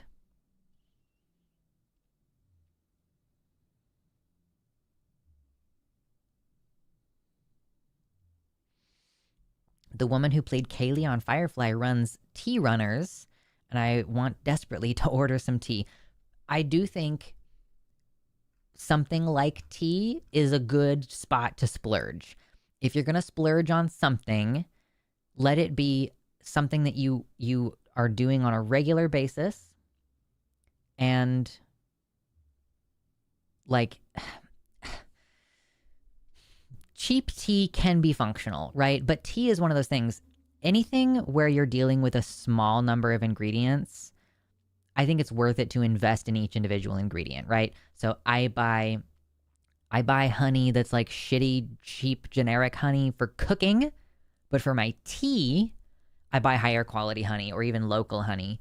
Like, it's more expensive, but it's also like, if the only two ingredients are tea and honey, then if both of those things are higher quality, it's going to shine. It's going to really make me feel better.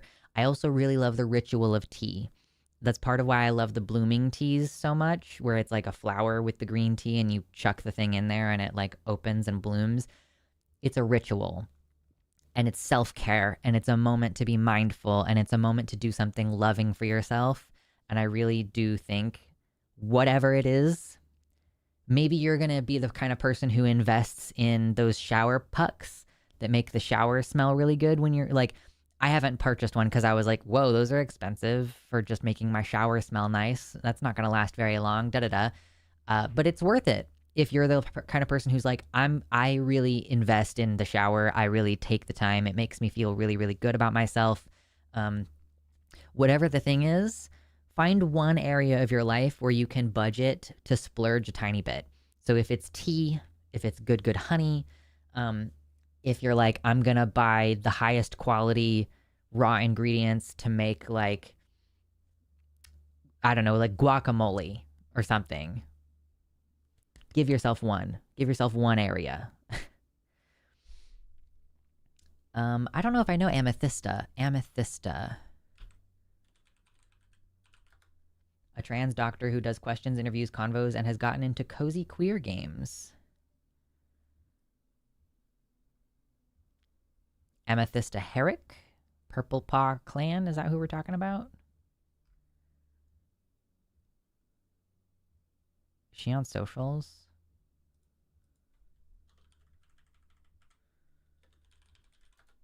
Funny that I just tuned in while drinking tea. See? Good.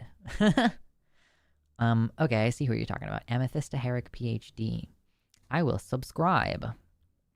Keep in mind also that, like, we love to have guests on with the line. And so, and like, I think Arden has basically said that she wants to reduce the amount of time that she has to spend on camera.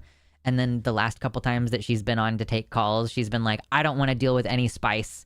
So if we're letting, if it's only advice calls today, then fuck it. It's only advice calls. I don't want to deal with stupid people. So I genuinely think, like, we need to find some more people in the rotation for Takis.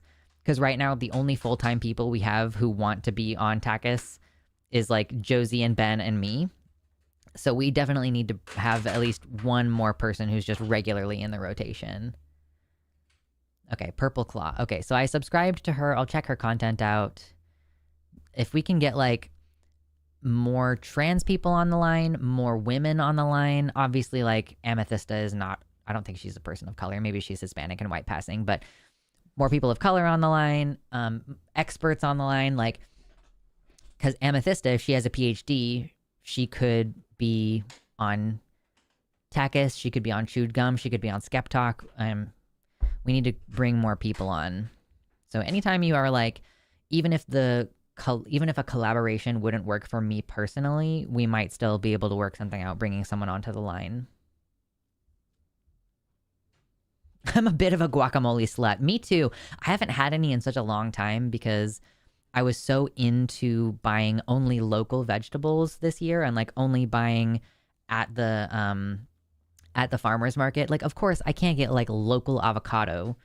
So I just have been out of it. But yeah, maybe I do need to go ahead and, you know, today's the day that I'm supposed to put together my grocery list. Maybe it's time for me to have some actual guacamole, or even just eating avocado. I love to just eat avocado with salt on it. It's so yummy.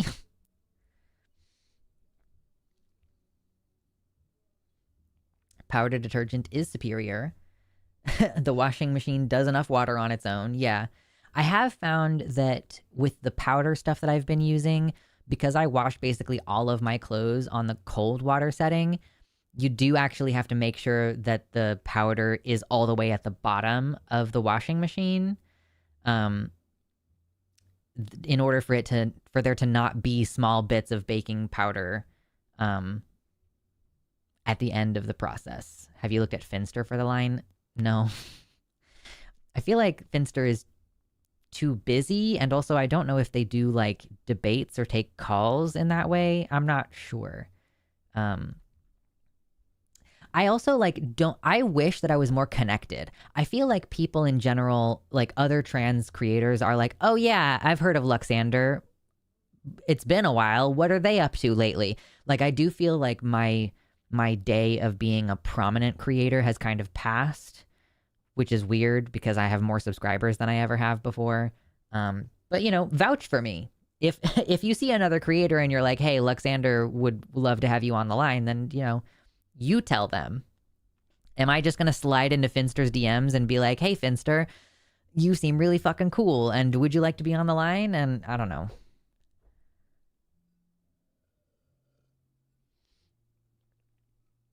I can suggest a few folks. Heck, Javon has a list of trans creators he thinks need more traction on trans rights. Yeah. So this is part of why I'm trying to post on Instagram more. Is like, I want other trans creators to know who the fuck I am.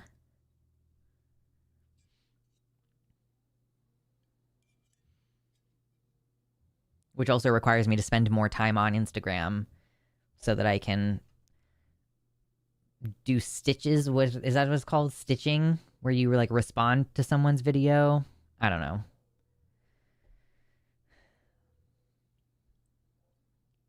I support Finster, but I would have zero interest in their input. Don't watch their show, but hey, get it, girl. I guess, yeah, there is a kind of view that Finster is an unserious person, like that they're a shit poster. And I don't mean that to be rude, and I'm not trying to downplay it, but I can understand being like, I don't expect Finster to have a lot of very serious commentary because I understand their persona to be kind of a shit poster. But they started a private healthcare hormone provider. Like Finster just announced, and it's been something that they've been working on for a while, that they were going to do, that they were like, it's been operational for like a year already, that they created a place where people can get hormone care in the UK. I don't know if I'm going to be able to find it. Good God, I can't show any of this. And they're all just pictures, so I can't... Man, Instagram is a bummer in that way, where I'm like, if I want to see the captions, I have to, like, scroll through here.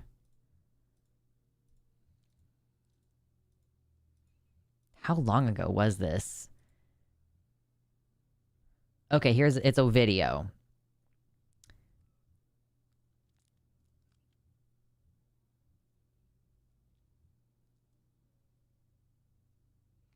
Some of you may remember years ago now, I started talking about building my own not-for-profit healthcare service for trans adults and trans youth, and it's done. It's called Anne, or Anne Healthcare. A friend of mine actually started her transition with Anne, and she didn't know I had anything to do with it up until... Actually, I don't know if they do now. Hi. Not every trans person has the resources that I do. I think I owe it to this community that's put me in the position that I am in now, that's helped me be okay with who I am. I funded this specifically so it wasn't taken over by like some venture capitalist investors seeking to make a profit on it. I make nothing. No one makes anything. I have no shares in this company. The money seems to be going to the right places.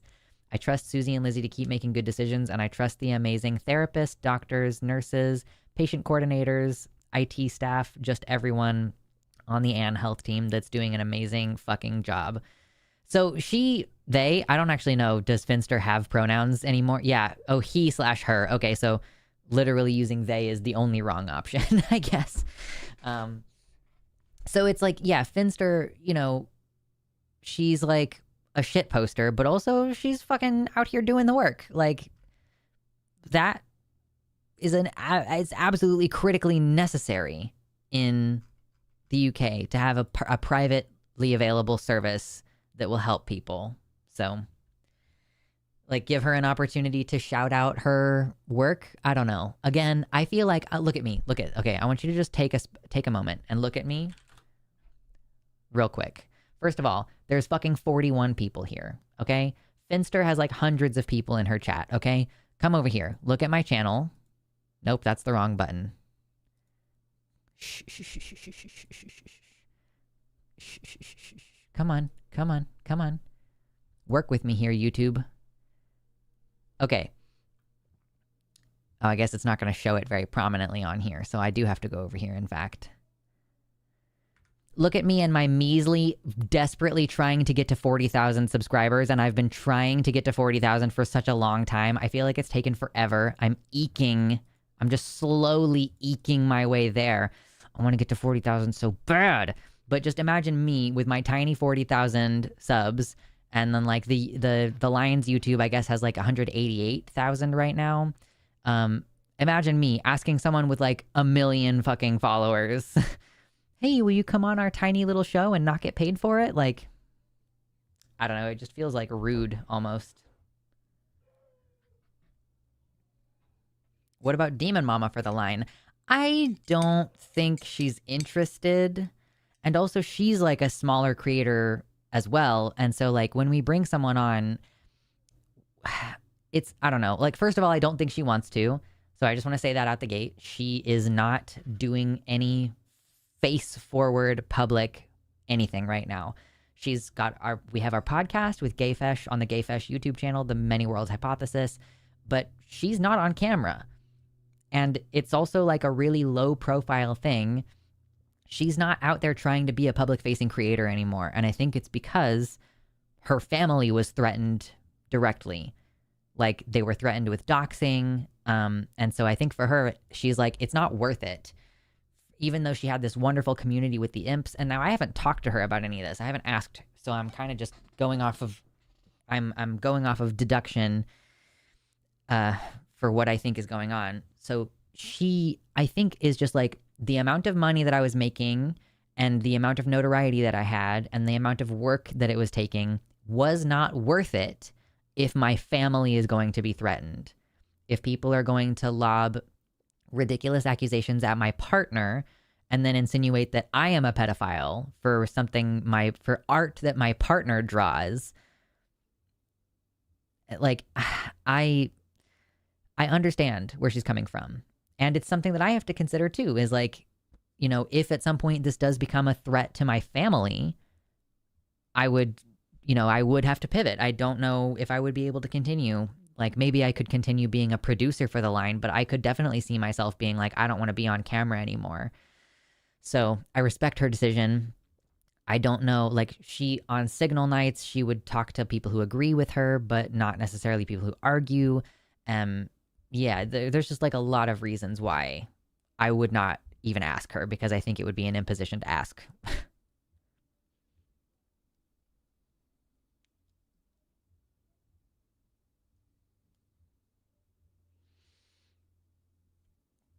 Being a small creator, contacting a big creator is gutsy, but it would be no different from me, a brand new creator, Ember, pestering R and Raw to come do a show on my tiny new channel. Sometimes people say yes.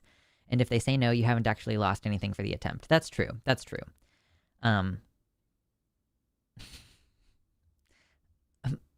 Yeah, I feel like RN is kind of like, he doesn't have as much going on nowadays, so it's maybe easier for him to free up the time for it.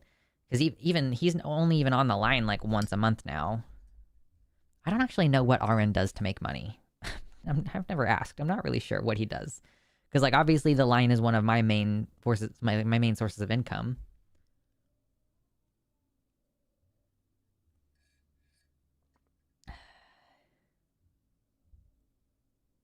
Mm.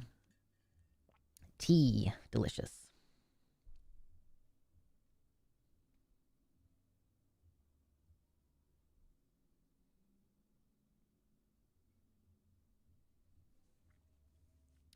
Sometimes all it takes is a single libs of TikTok post for one of our lives to get ruined. A friend of mine had to relocate her family, lost her job, all due to Jesse Waters making a 10-second highlight calling her Transzilla for protesting earlier this year. Yeah. And I'm really careful. Like, I don't talk to,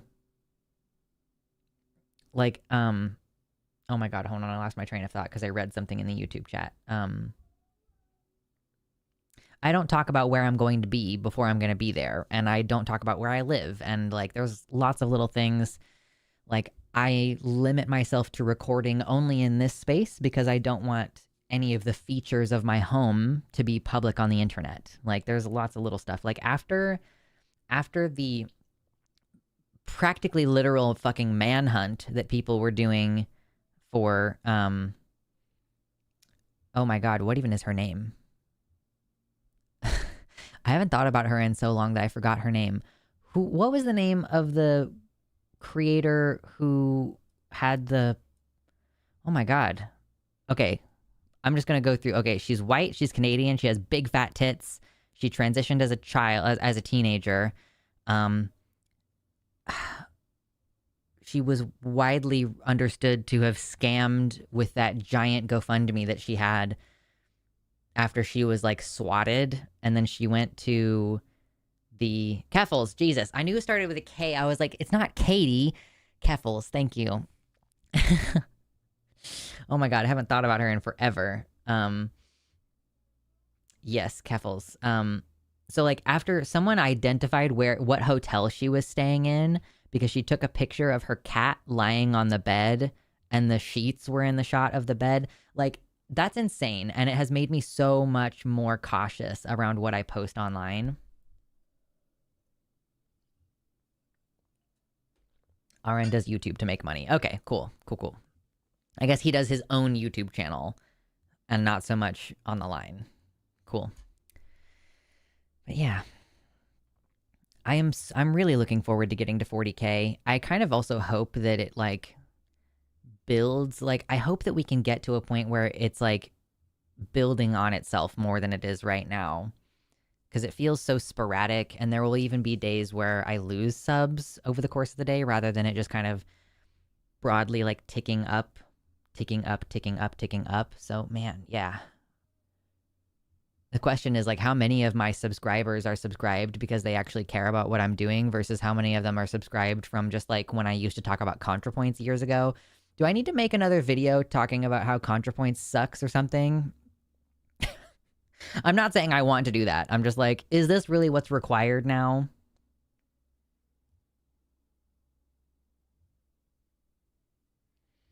Have you heard of Hello from the Hallowoods? Nope, I have not. It's a small Canadian podcast about young queers in an apocalyptic near future. Oh, is it like one of those fiction podcasts? That's interesting. What happened to Katie?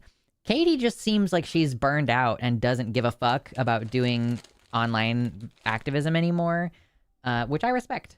It's, you know, it's, I get it. It's annoying. So Katie Montgomery is just like, as far as I can tell, she has no interest in coming back to the line. The door is open. She can if she wants to. I know for a little while she was streaming on Wednesdays, usually around the time that I stream, but I apparently she hasn't done that for a while. Let me actually check. When was the last time Katie posted anything on her YouTube channel?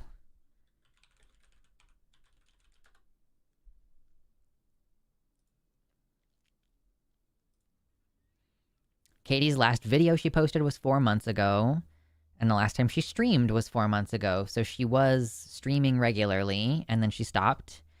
And I also know that there was something she was doing specifically on Thursdays that was keeping her from doing Takis for a bit there. But yeah, God, we get burned out, you know? We can't like maintain this. It's a marathon, and some people just have a really hard time doing it, and so do I, but it's like I don't at this time really have much of an option for not continuing to work.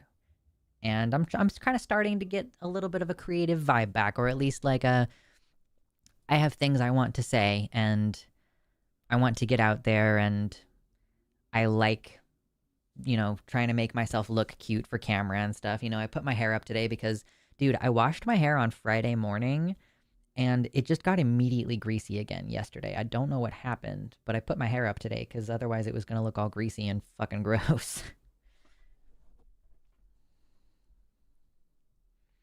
Have you heard of Hell of a Boss? I've definitely heard of Hell of a Boss. I don't know a lot about it, but I've heard of it.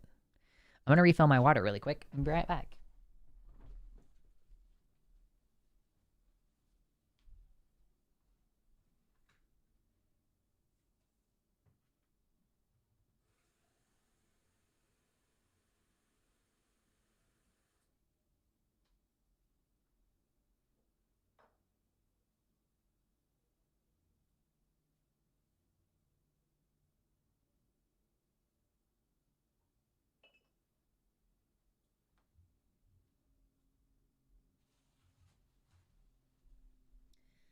Water. Delicious water.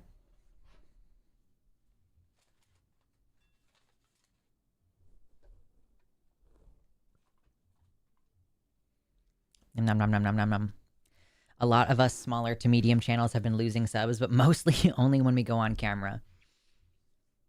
It's really disappointing when you post a video and you lose viewers, but I think it's, you know, maybe when you post a video is when YouTube decides to run the like, let's remove old accounts from the subscribers list. Or, oh, maybe people forgot that I existed and then they saw a new video from me and they were like, I don't really want to watch any of this creator anymore. And then they unsub.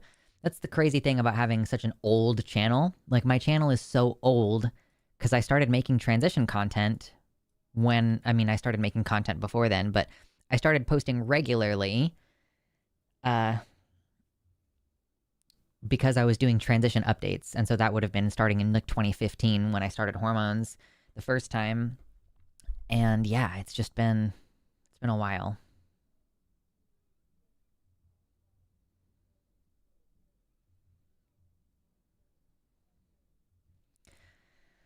I'm looking forward to getting back to organizing in my community. I was inventing new ways of spreading myself thin while living in my car. Organized my first trans pride event, helped organize our trans prom, and was organizing programming for a trans support group. It definitely is good to avoid burnout. Had to step away from everything and make myself my only passion project. Yeah. So honestly, if I was like, if somebody clicked their fingers and made me healthy tomorrow and like I'm no longer dealing with fatigue and I'm sleeping perfectly and I don't have random fucking tachycardia and all this, no exercise intolerance. First of all, the first thing I would probably do is immediately gain 10 to 15 pounds of muscle because I want to gain muscle and be more strong and like muscular and like I want to become a hiker and all this. But also I would probably like I would work more. I would get back on ADHD meds and I would work more and I would probably like volunteer. There's like an LGBTQ youth program not too far from where I live that I would love to volunteer for. Like I'm definitely old enough that I'm no longer a recipient of that kind of assistance, but if I could be a leader or a support or something, I would like to do that. That would be great. Bulk and Moss, yes. If I was healthy enough, man, like genuinely, I really wish that I could just work out like a normal person. I'm doing baby steps and easing into it right now. And it sucks. Like after I get done with this stream, I'm probably going to do my little pedals under the desk because they're down there. Man, yeah. I want to be fucking healthy. Like I just want to do things. It sucks. I'm not yet ready to accept that I might just not be able to do things. I'm definitely trying to accept it right now. Like right now, I can't do the things that I want to do. But I am definitely still working on that I'm operating on that same internalized ableist belief of like, but I will beat this thing. And that's why I need professional care because I need someone professionally to help me determine like if it's feasible or like am I in the early stages of MECFS? Like I'm concerned about stuff like that. So I want to do exercise with guidance. I want to do exercise with a physical therapist. I want to do it safely.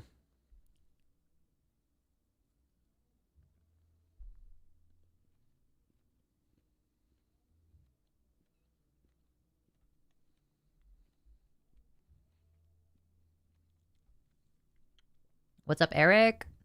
I stopped viewing for a while because Loki was homeless with a busted decade-old iPhone that YouTube wouldn't work well on.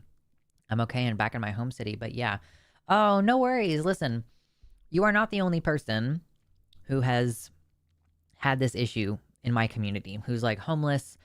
Like I haven't heard from Naomi in a little while. She's trying to get back into housing and like it's been complicated and difficult for her. Frankly, I haven't been checking in with her as often as I probably should be either. And she hasn't been here very much. So yeah, I get it. You're not the only person. Shakespeare just got into housing after living in their car for like a while. In her car? Her car. Yeah, so you're not the only person. And I'm not like annoyed that you're not here.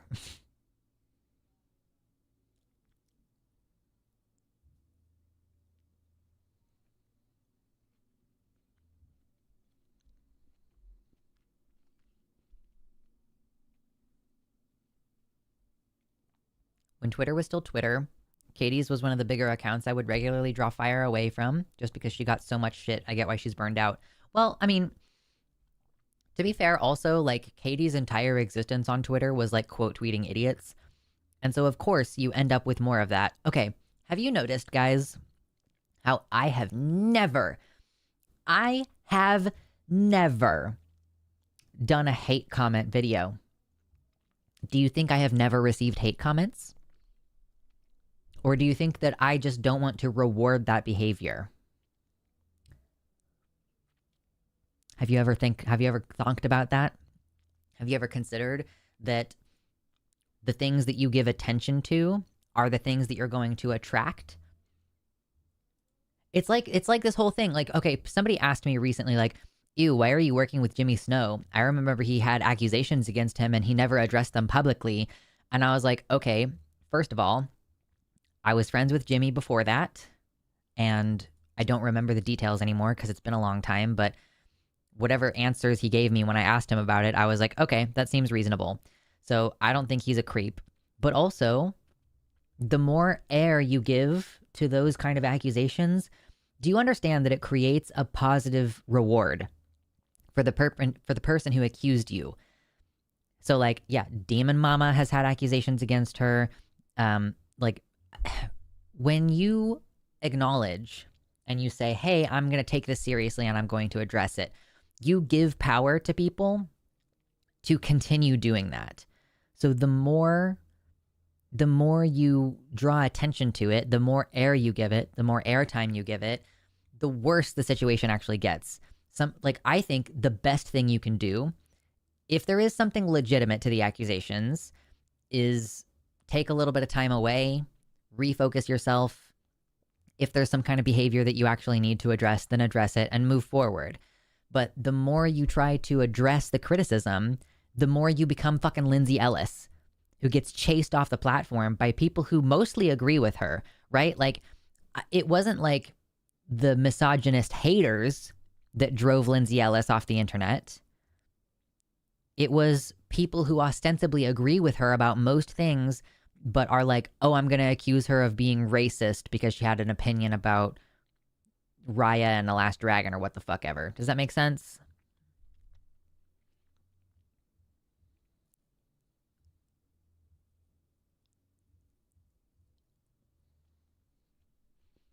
Katie's also a full-time engineer. Yeah, if she has a real job, then more power to her.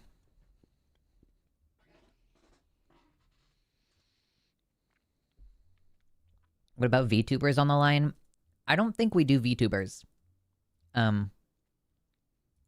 Like I know Paul Paloja has like a VTuber thing, but he brings his actual face to the line. Like I don't think we do VTubers.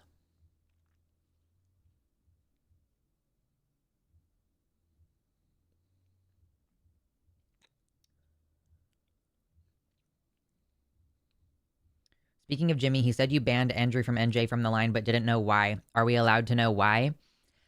If you would like to watch, so I'm pretty sure it was, I think it might have been the After Dark show followed immediately by Skep Talk, or maybe it was separated by a few days or something, but Skep Talk last week, that was what sealed the deal for me. Andrew has been, he consistently defends horrific ideology. He consistently is misogynistic.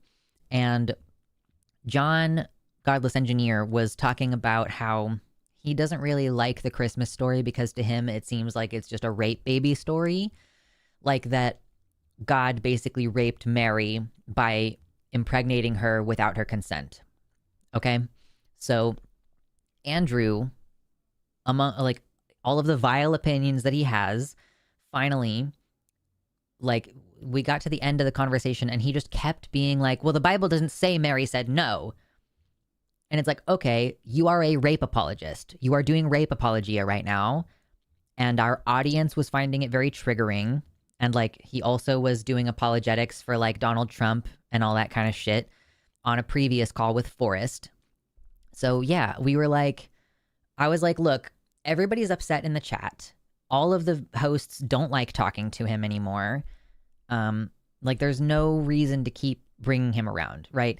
It's already been several months of the hosts being like, do we really need to take this? And I'm like, yes, we do, because sometimes Andrew is the only spicy call we get for the whole night.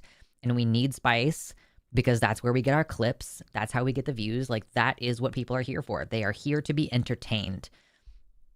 So yeah, but I was just like, I'm tired of it. I'm done with it. I don't want to deal with it anymore. None of my hosts want to deal with it anymore. And there are other idiots that we can talk to. Put up with Andrew longer than I would have. Yeah, people have been asking us to ban him for months. And I was like, well, we're still making money, so I'm not going to stop having him.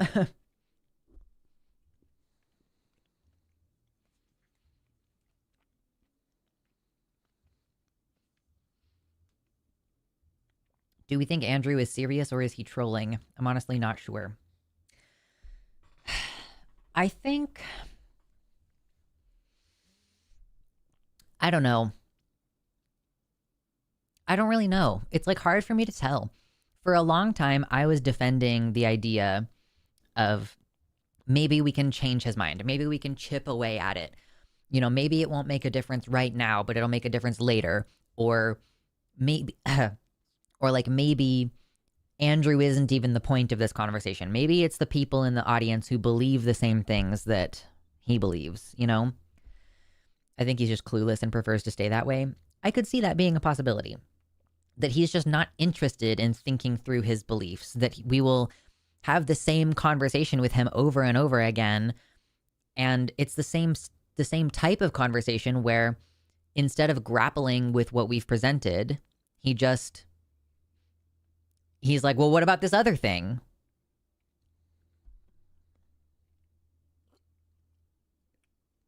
When is Takis? We don't have the schedule for January at this time. So my assumption is that we're supposed to have Takis on Thursday. Usually at like 2 p.m. Central Time, but I don't actually know who's scheduled this week. We will have to discuss it in the group chat and everything. Where's my phone? Oh, it's way over there. Okay. Andrew was too consistent and would have to have been a great actor to be trolling. Sure.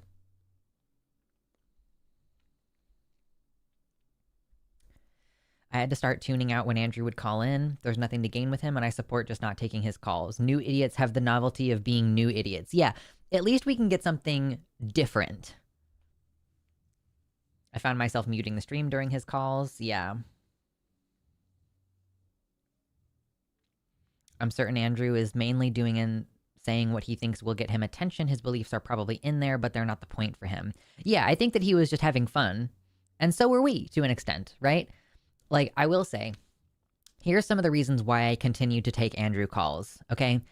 If you interrupt Andrew, he will stop talking. And he doesn't do this whole like, oh, well, this isn't fair. You guys can just mute me. You know, you're not here to have a real conversation. That whining bullshit is very annoying. And it will get you banned sooner than probably other shit. So he would just take it, which was part of what made it fun. You could just call him a dumbass, or you could just say, shut the fuck up, and he would just not argue with that. Or we would be like, dude, you're a fucking horrible person. And he would just not react. So that was like kind of nice. Like that he was a little bit of a punching bag. You could just tell him that he fucking sucked right to his face and he wouldn't argue. And there was something about that I found quite nice. Cause yeah, there's so many times where men call and they want to have a pissing contest with whoever the main host is or whatever.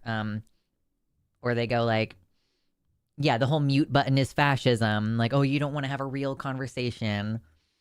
I used to love when Alyssa told him to shut up. Yeah, fair enough. I think he's genuine, but too deluded by being a contrarian that he can't actually change. I thought he was important to show how stupid people like him look. Right. You have to keep that in mind too. What we do is primarily entertainment. We do want to change people's minds. We do want to try to get through to the person that we're talking to, but that isn't necessarily the primary point of public debate. In public debate, part of what we're trying to do is show how ridiculous the other side is. We're trying to show people like, here are better arguments that you could make, or like, does this argument stand up?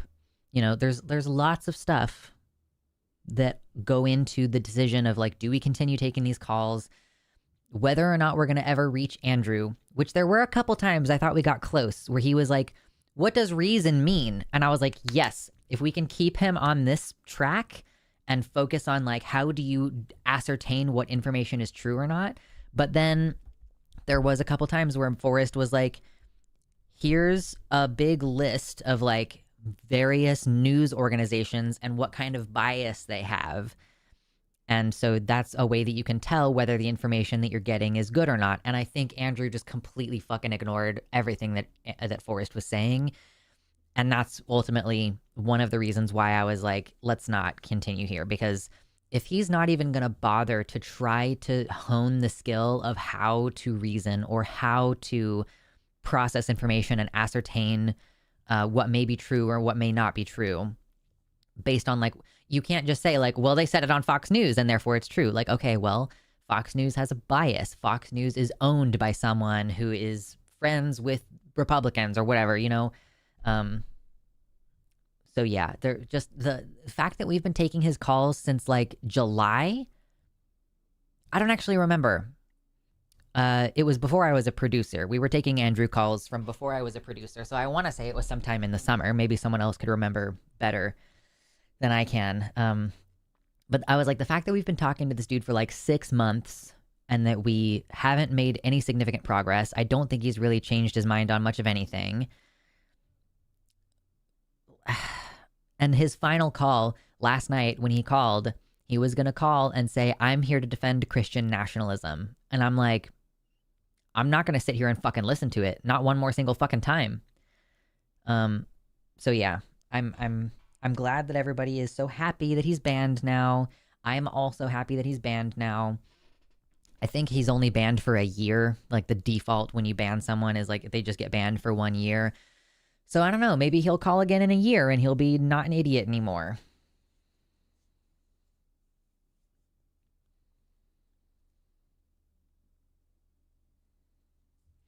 I don't think he could ever have shifted Andrew much because talking to him about his disgusting opinions was effectively rewarding him for them because all he wanted was the attention. Sure. Yeah. I agree that that is, you know, when you have a debate in a public forum, there is a vested interest in holding your ground. Like changing your mind in public or admitting that you're wrong in public, there is some very specific psychological stuff going on there that, you know, people don't want to change their minds actively.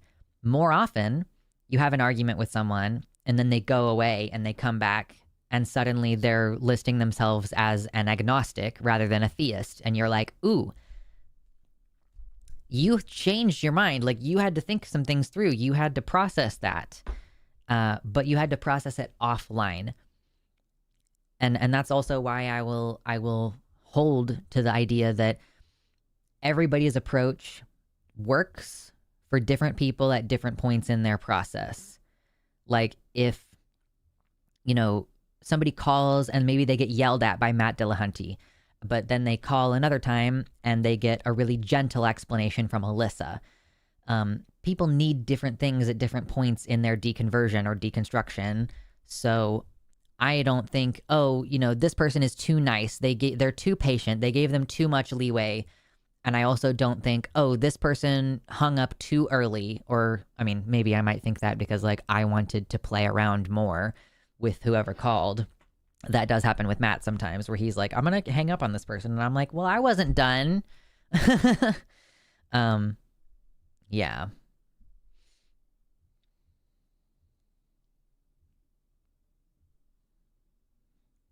Andrew really lost any good faith in my eyes with how he treated Adeline. I missed that call. I wasn't there for that. They were so kind and soft with him, but he still wanted to degrade them because of sex and aesthetics. Yeah. I love Addie. Addie is so cool. I could see myself being like, Addie, let's be friends.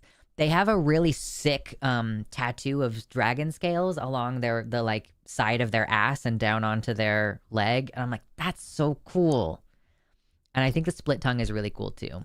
I've considered the split tongue. I don't think it's for me, but I have thought about it. I've thought about it enough to be like, do I want that? Do I want that? I don't think it's like, is it worth it for how much it's going to suck and not be able to talk for a week? No, I don't think so.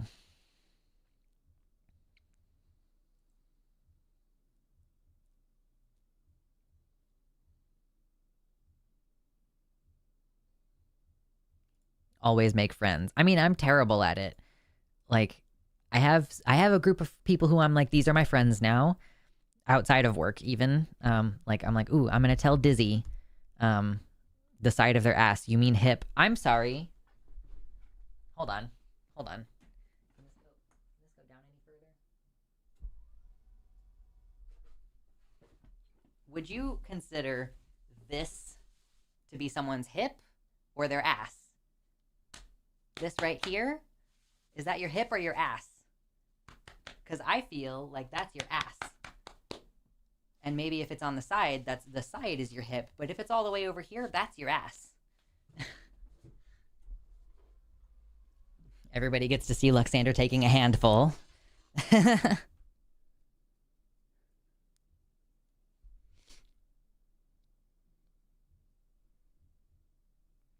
I recommend going and checking out Adeline's sexy ass tattoo. It's your Haas? True. It's your Haas.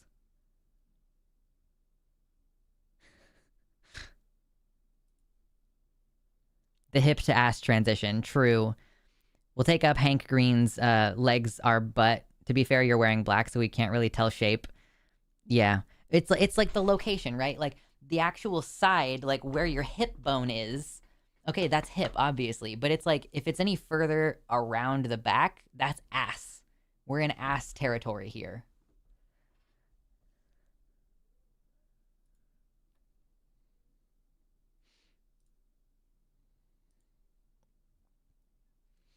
I put the mug pick I promised in Feed the Dragon. Ooh!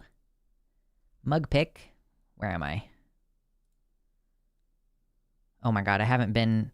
Oh no, I haven't been in Feed the Dragon for long enough time that I'm gonna scroll down to the bottom and lose a bunch of posts that I should have looked at.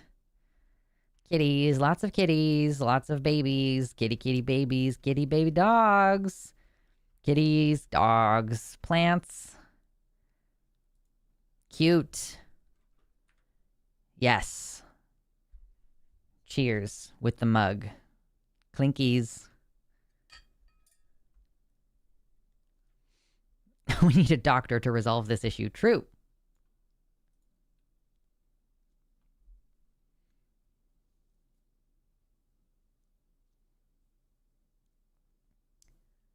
Oh my gosh, we're talking about tattoos now. This is fun.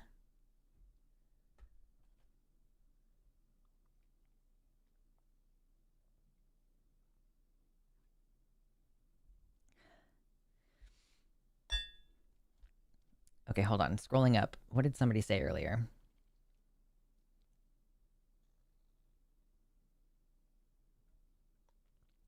I just got a tattoo and it hurt way more than I was expecting. It does. It hurts way more than you would expect. Everyone I've met with a split tongue has some sort of pain in the ass situation around it, TBH. Yeah, totally. It's not an easy one. Scooby, I'll come back to your comment in just a second. My first tattoo was a foot tattoo. Yikes. Got the most painful one out of the way first, so honestly everything since has been nothing, as I expect the foot bone pain level and it never is. Even the armpit was fine. Yikes.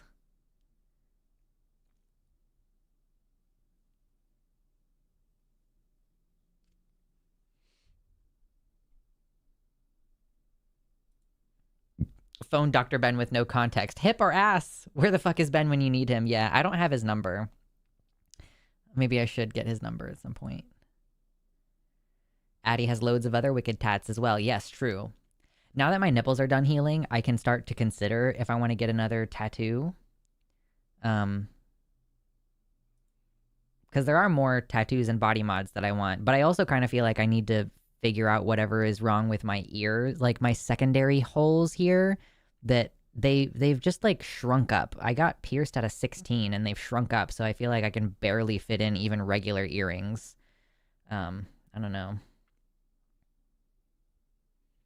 But yeah, I'm excited to continue doing body mods when I can afford them eventually. Leg is butt. I mean, that's Hank Green. Hank Green's position is butt is legs. Butt is legs. And shoulder is arm. Shoulder is arm, butt is legs. And I think it's because, like, evolutionarily speaking, if we were on all fours, then the butt would be part of the legs function. And when you do leg day, guess what? A lot of what you do on leg day is also butts. If you're having a hard time motivating yourself to do leg day, think of it as butts day instead. Juicy, juicy butts. Anyway, somebody, what did you say earlier? I'm kind of joining this conversation late, so I'm unsure of the specifics, but this notion of atheists using the Bible to berate religious folks' faith whilst themselves in a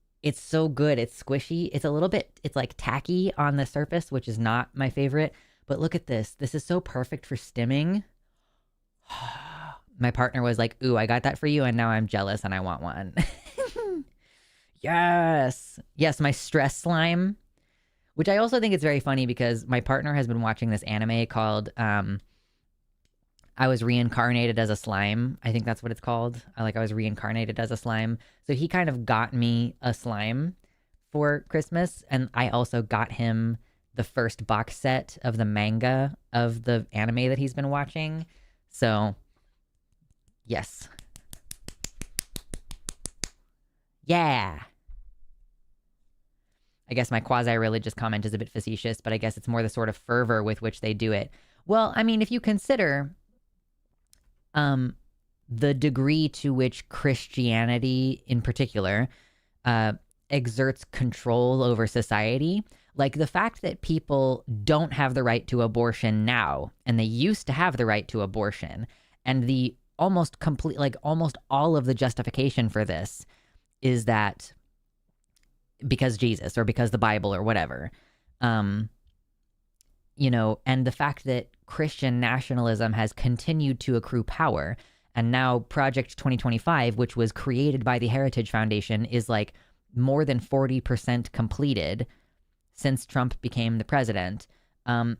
There is a lot of justified vigor behind the opposition to that hierarchy and that hegemony. So, yeah, I mean, if you were worried that you were going to be labeled a terrorist because you are an atheist, which is at issue right now. I think Pam Bondi has been saying, like, we're going to start investigating people with anti-Christian viewpoints. Like, okay, so all of us on the line are worried. I've been worried for a long time because I'm trans. But even the old white men who I work with are worried about being labeled terrorists because they speak out against Christianity or they speak out against capitalism. So it is truly like dire. There are dire consequences to being suddenly labeled a terrorist for having opinions about religion or whatever. Like, free speech is on its way out the door. So if you consider the stakes, then it's not weird how passionate we are in arguing for scientific rigor or for free speech or whatever. So I don't know if that helps at all. There's a slime in the mimic. I mean treasure chest. The monsters are doubling up. True. Yeah.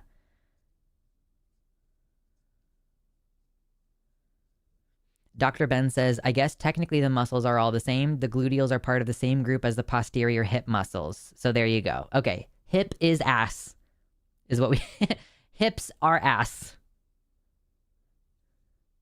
Ass is hips. Hip is ass.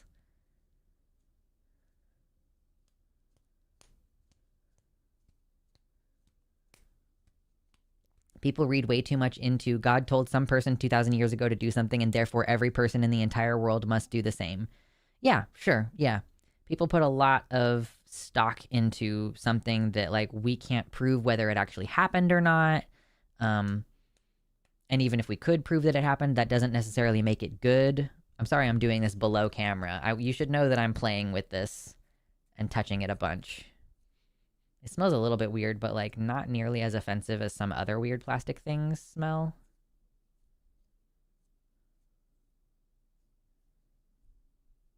Hips are ass would be a good ending line pull to paid. Yeah, I'll try to remember that the next time I'm on Takis. Hips are ass.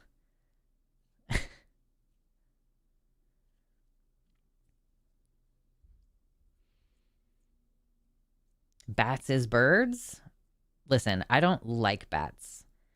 I actually do think now I've kind of come around to, like, bats being part of your scary decor for Halloween is a good thing, because bats are terrifying. They don't have a fucking functional immune system. So anytime they get sick, whatever they get sick with just breeds inside them, and then it gets communicated very easily to all the other bats in the colony. And that's why bats are the locus of many zoonotic viruses. And I just, like, it's very scary. It's not good. It's bad. Stay away from bats. Don't touch bats. Get away from bats. Leave them alone. Glad I got to show up before you logged so I can watch you stress ball. Yeah, it's just really good for touching. It's really good for squishing. Like, look at it. It stays flat, and then it just slowly reshapes itself into a perfect little dewdrop. It's a good little pet. This has biblical implications as well. The part where the Lord touches Joseph on the side of his hip. Pretty sus. True. The Lord touching Joseph's ass.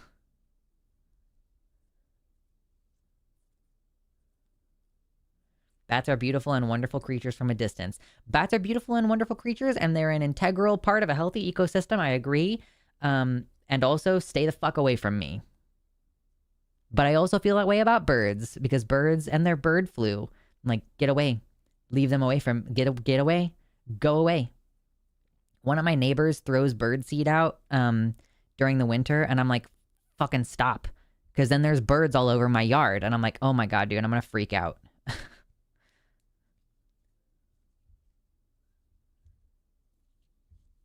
Why would God create an ass if he didn't intend us to use it? Exactly. Why would he put the G spot in the ass if he didn't want you to do butt stuff? Got to do the butt stuff. Bats, part of a balanced breakfast. No argument. No argument here.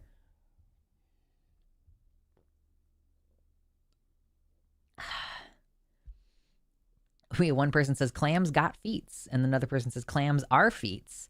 I would like to get a fishing license this year, and as part of that, I would really like to try clamming and mussels and stuff. I guess maybe I should try buying and purchasing and eating those things first before I decide to go get equipment and acquire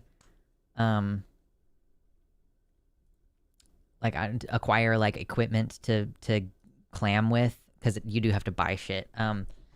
But it's just really cool. Like, I live so close to the coast now that, I mean, you don't want to eat anything you get out of any of the rivers here, because a lot of our sewage systems, when it's really rainy, they overflow into the river. So you don't want to eat anything that you catch in the rivers here. But you can get stuff out of the ocean, assuming that there's no, like, there will be little notifications if, like, oh, certain toxicities are like a little bit higher right now. So don't eat the clams that you get off of the coast at the moment.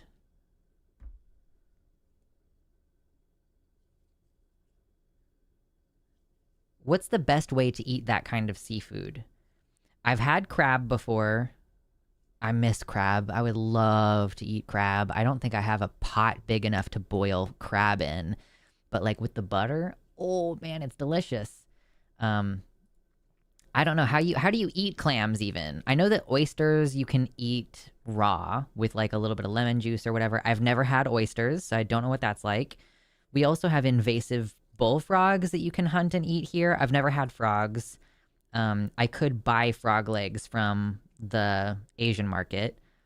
I saw that they had them in the freezer. Should warn you, Lux, that the main highway to Tillamook has been semi-perma closed due to washouts. I saw. If it's the one that I'm thinking of, yeah, we've had some major flooding recently because the atmospheric river, it's this time of year where like there's just like a ton of water in the air, and the rain, accumulates over time. So yeah, there was like an entire highway. One of the lanes is just washed away completely. It was pretty crazy seeing it, and seeing pictures of it and like the flash flooding and stuff happening in some places. So yeah, it's been pretty wacky. I wouldn't, and like the one lane that still is there, I wouldn't drive on that one lane. That's fucking crazy.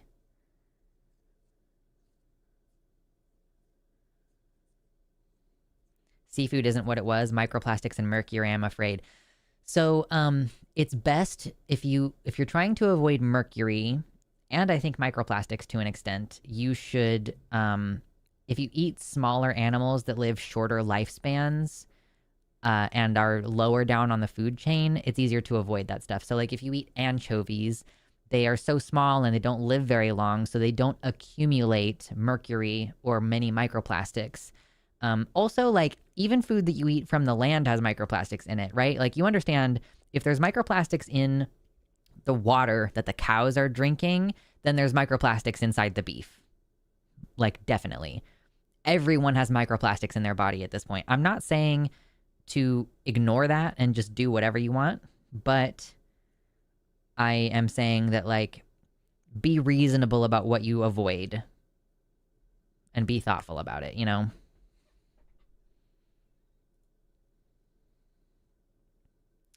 I had frog legs once at a tapas restaurant. They were pretty tasty. Also tried escargot twice, but did not enjoy it. Not really a fan of most shellfish, aside from shrimp and crab and lobster. Most shellfish can steam and serve with butter. You can get more complicated, but don't have to. Yeah. My partner, like, has scent-triggered migraines, and so he sometimes gets, like, sick when there's like the smell of cooking fish. So I can't really cook fish. So I've been like, what other seafood can I... Although I did recently cook salmon and he wasn't grossed out by it, so maybe it's certain fish. To all of chat with testicles, there's microplastics in your testicles. True. We have no idea how this is going to impact our fertility going forward, so that's fun and exciting. So should I stop eating Legos? Yes. I do try not to contribute to the microplastics problem as well. You know, I've been watching Evan and Caitlin, the YouTubers, and they, like, sand resin sometimes. And I'm like, resin is just plastic, right? Like, if you sand plastic, you're creating microplastics. And I was saying that to my partner, and he was like, well, you know, there's microplastics everywhere. And I was like, yeah, but I don't have to, like, knowingly contribute to the problem. That's okay. There's estrogen in my testicles, too. Well, that was true before anyway.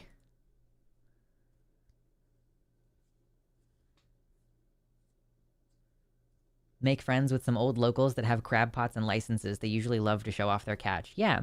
And I do know that there are some people who offer crabbing tours, kind of, that are like, if you pay me $100, I'll take you out on my boat to go crabbing for a day, which is cool. Oh, speaking of that, I think the thing that I'm going to give myself for my birthday is I think I want to go horseback riding. I've been horseback riding twice that I can really strongly remember. And both times I was like pretty young, and it was, we were on a trail one time, and in the other time it was basically in someone's backyard. And I'm like, I am now in the full confidence of my adulthood, and I want to ride a fucking horse. Like, I'm a full-sized person now, and I'm more confident than I have ever been in my life.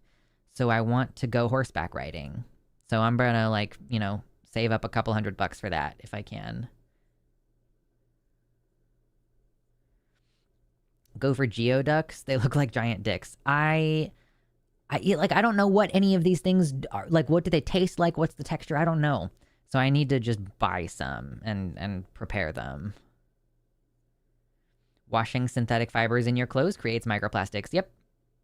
And I, like, because I overheat easily, I've been switching over to a more cotton-based wardrobe anyway. But yes. Is resin different from rosin? Rosin, as in what you use for your bow on a stringed instrument, rosin is from trees. Resin is, it's like epoxy. If you think of epoxy resin, like, okay, so Evan and Caitlin, let me fucking pull it up on YouTube.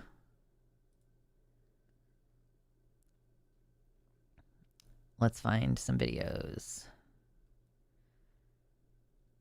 Yeah, okay, so here's a video from 2 months ago. Can we preserve a pumpkin with fire and resin?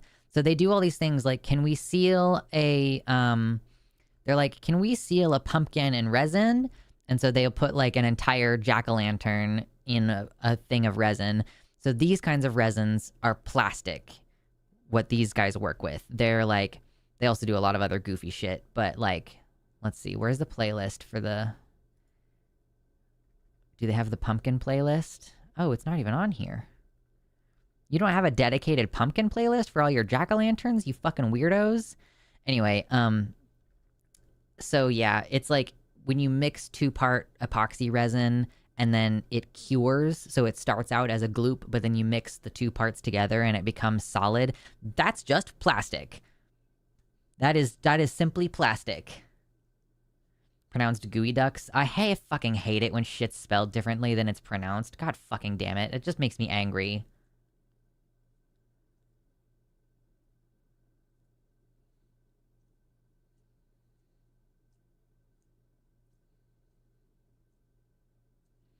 Rosin is resin. Resin is the umbrella term for polymerizing liquid. Okay, resin is like a broader term. Yep, there are plastic resins, which is what I'm referring to in this case. Did you know people with periods have lower microplastic ppm in their blood? I didn't know that. Why? Are we losing it when we bleed? Like, it's like bloodletting. We have fewer microplastics because we periodically just, like, shed some of our fluids. Tree resin also makes rubber. True, that's what latex is.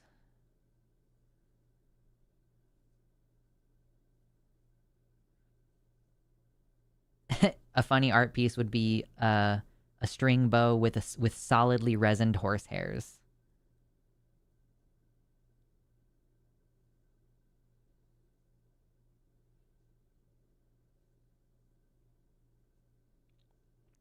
Some people use liquid chalk for rock climbing that has rosin in it, but that's discouraged because it leaves residue on handholds.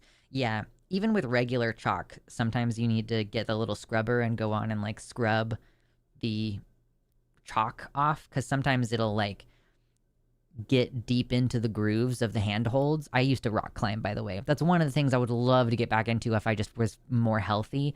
Rock climbing is such a fun way to exercise.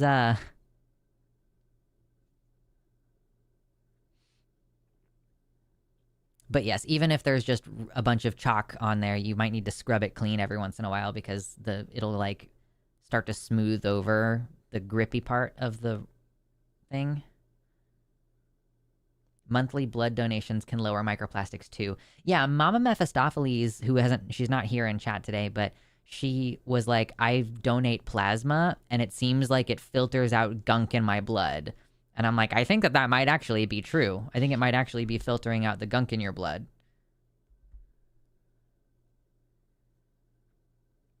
I hate it when there's more than one officially accepted pronunciation of a single word. I don't know which one I'm supposed to pick. Yeah, I just alternate between,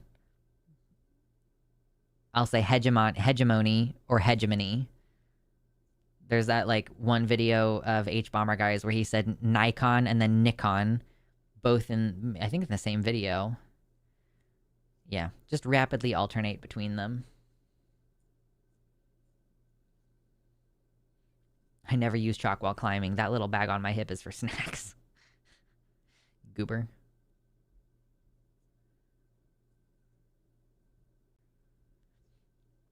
There's shit in my blood. Well, if you have any lingering symptoms after a COVID infection, it's likely that that's correlated with microclotting in your blood.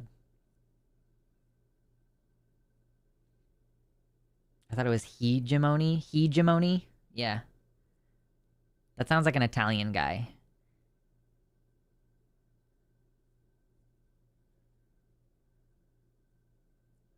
Yeah, that makes sense. If you lose blood, your body has to make more blood to replace it.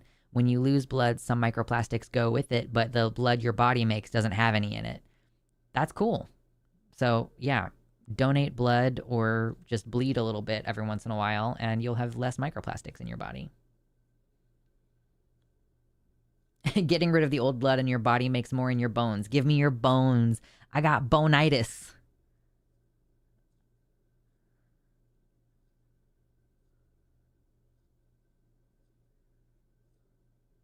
I'm still sitting here digging with it. It's so perfect.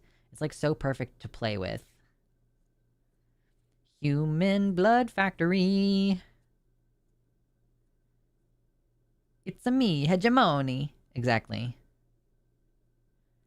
I love stories online of people going into restaurants that are clearly the front for the mafia, you know? What you're saying, Lux, is that we need to go back to leeches. Exactly. The leechings have always given his grace comfort. Little House of the Dragon reference for keen-eyed viewers. I think I've already said this recently, but there's so much good television I'm looking forward to in 2026. What is like some anticipated TV shows in 2026?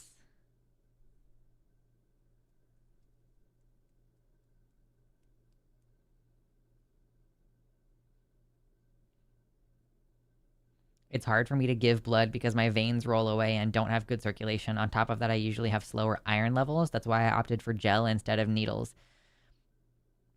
I think your doctor fucking failed if they didn't explain that you inject testosterone either into your muscles or into the subcutaneous fat layer. You absolutely do not, like, your veins should never be part of the process of injecting testosterone into your body. You should avoid the veins, because that can really hurt it can like kill you, I think, even if you inject testosterone straight into your veins. That's not good. This is not medical advice, but don't do that.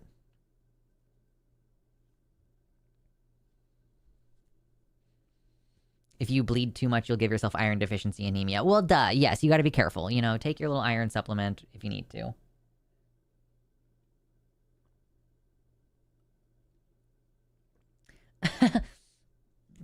Shakespeare says, I love eating at restaurants that are clearly fronts. Those are some of the best. You either get the worst or best food and always tons of it. Yeah.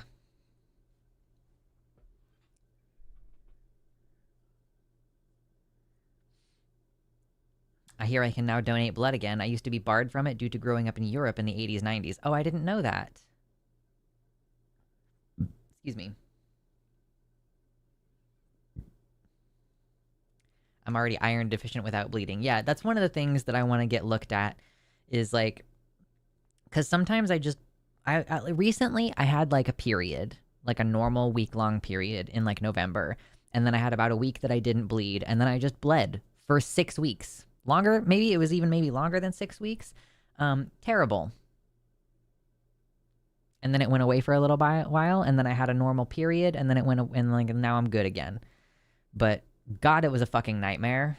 I don't know what it was. I don't know what the deal was with that. But at some point in the middle of that, I was like, maybe I should start taking some iron, even though I don't have a doctor to check if I am deficient.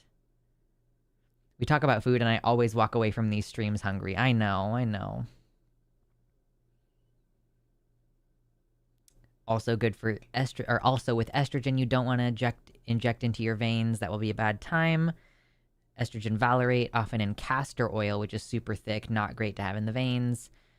I would not do estradiol injections if they had to be administered intravenously, even if it was the prescribed method. Yeah, there's something about like having blood drawn that feels so much more invasive than doing an intramuscular or like a sub-Q or even intramuscular injection.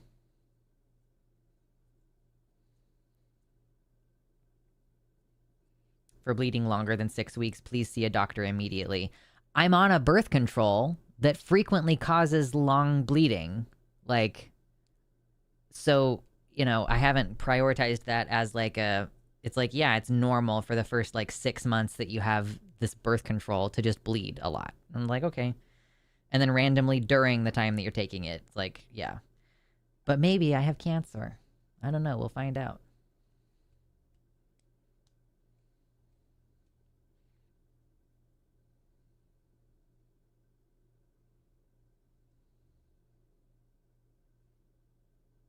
There was an area in my city that has multiple lamp stores within the same 2-block radius, and they're all open very strange hours. Worst fronts ever. True. The 43 most anticipated TV shows of 2026. Oh my god, get your fucking AI thing off of my fucking screen, dude. Are you kidding me?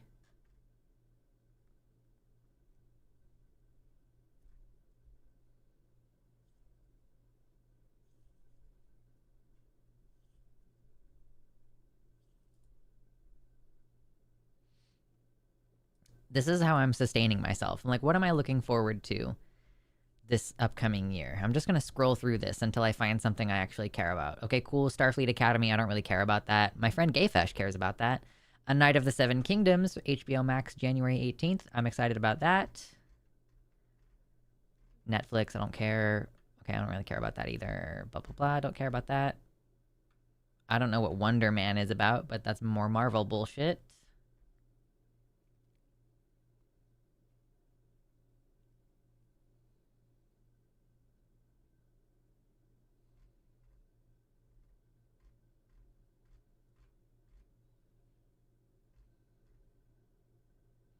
Scrubs coming back to NBC, apparently. Interesting.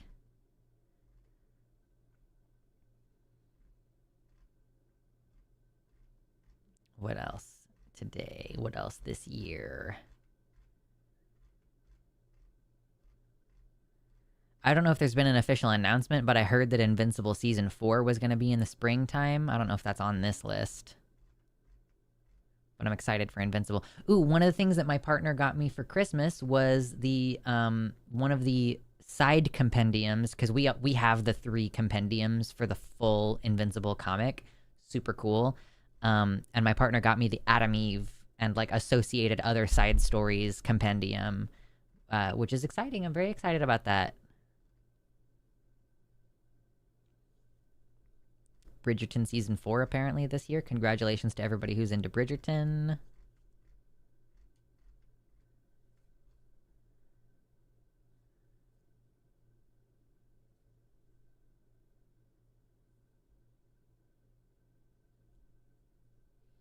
I used to donate blood almost as often as I could every 2 months until I had a stroke at 26 years old and got permanently barred from donating. Yeah, I mean, I think donating too much can probably be an issue, right?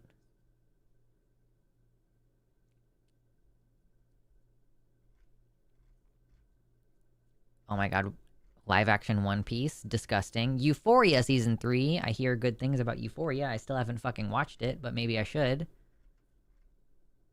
The Boys Season 5, I heard generally good things about The Boys. I haven't watched it yet.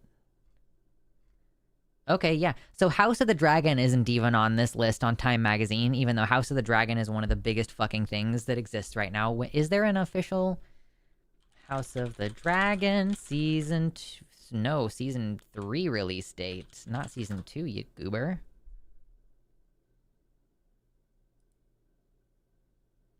Now my hand smells like weird plastic. I'm gonna have to wash them later.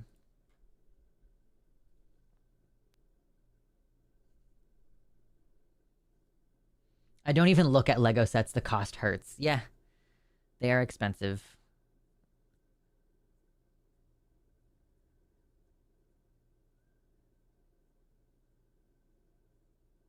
I'm getting tired of my long hair, and AI suggested I tried a side shave pixie cut. Think I should do it?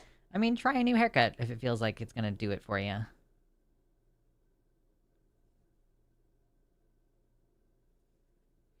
It really bothers me that women are expected to bear the burden of birth control. Yeah, it's annoying. I have likened this, like, this is one of the ways that I understand COVID precautions is that, like, it's always the person who's at risk who has to enforce the restrictions, while other people are like, whatever, it's not that big of a deal. So it's exactly like trying to convince someone to use a condom. They're like, they think, oh, it's not a big deal because they think they're immune from the consequences. And much like having unprotected sex, any amount of time that you do it, even if it's very brief, could result in a pregnancy or an STI transmission. So, yeah, I do think it's annoying that like the responsibility for birth control is mostly on the people who are most likely to be killed or severely hurt or damaged by the incidence of pregnancy or whatever. But there is not really another option, you know, like if they've talked about like the pill or different stuff that men could take, and there's just not been much motion on that. And I have been interested, actually part of the reason why I'm thinking about like, oh, maybe I do want to have a kid is because recently I was like, hey, you know, like should my partner get a vasectomy or should I get a hysterectomy? Like, And then it was like, well, maybe we do want to have kids at some point. So probably want to get on that before terribly long, honestly.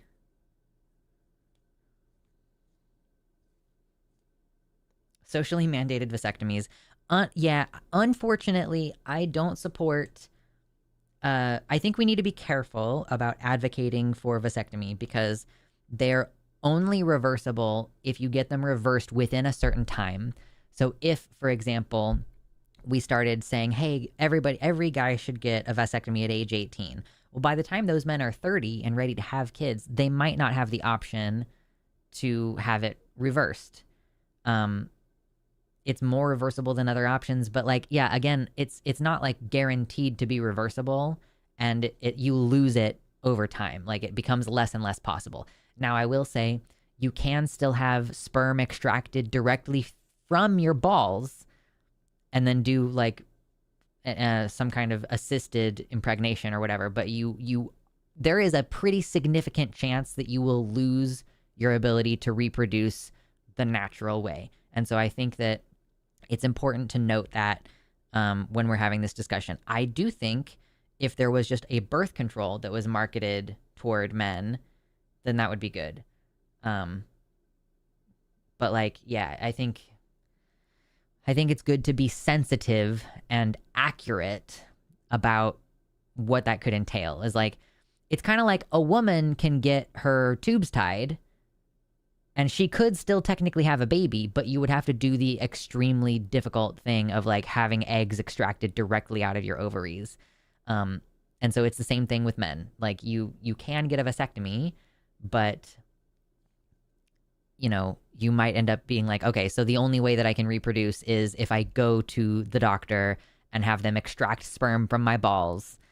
Like, that sucks. That sucks because I think for me, like in my mind, part of the whole process and part of the fun of the whole process, like obviously I'm not trying to talk shit on anybody who physically can't for whatever reason, but part of the process is like, will you get me pregnant? Like, I don't know. You know what I mean? Like that's part of it for everybody. I think everybody who's participating in that process has at least a little bit of an investment in the idea of like the process. You know what I mean? I'm trying to speak around it a little bit. The process. Ooh, woo. You're at higher risk of ectopic pregnancy with tubes tied too. Yeah, for sure.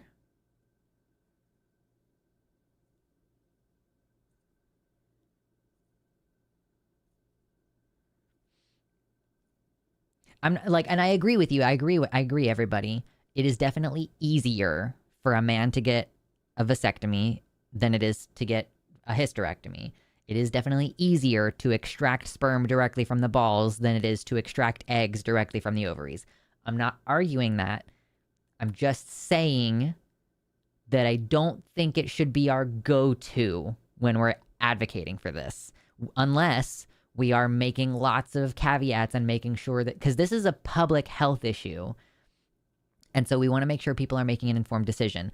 I don't want to have an epidemic of men getting vasectomies at 18 to only then find out in their 30s that they can't reproduce naturally, that they will have to do this expensive process. Do you think insurance pays to have sperm extracted from your balls?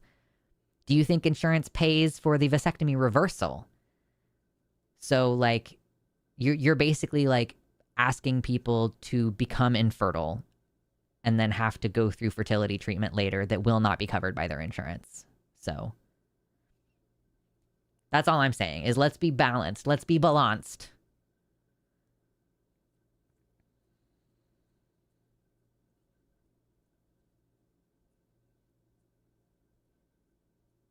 The reason we don't have male birth control is misogyny too. Yeah, like they could like create a pill that gave just the same types of side effects that women have to deal with. I don't think that that's a bad call, okay?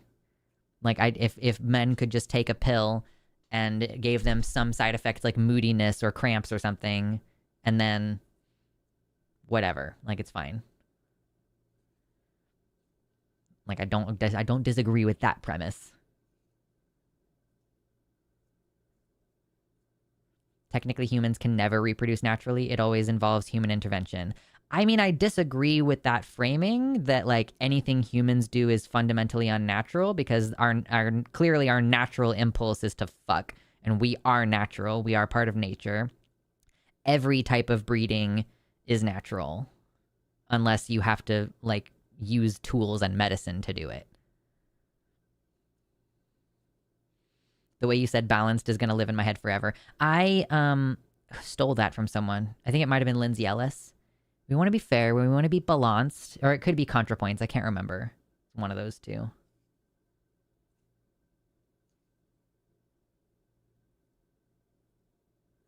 There's also the fact that anyone could lie about it. Yeah. You don't... If a guy's like, whatever, I had a vasectomy, it's not a big deal. It's like, still make that man wear a condom. Unless you are in a committed relationship, you should still be wearing condoms anyway.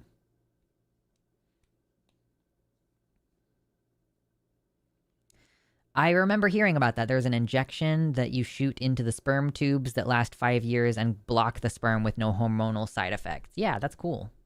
That's very, very cool. I don't know if that's like popularly available, but yeah.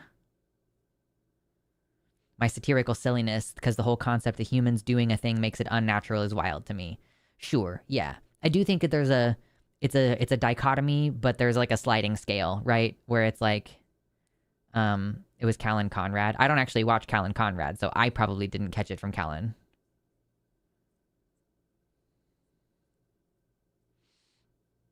But yeah, it's like, is a watch natural?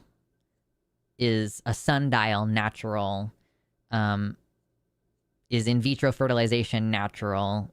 Are vaccines natural? Like, yeah, there's lots of different, like, debates that you could have about.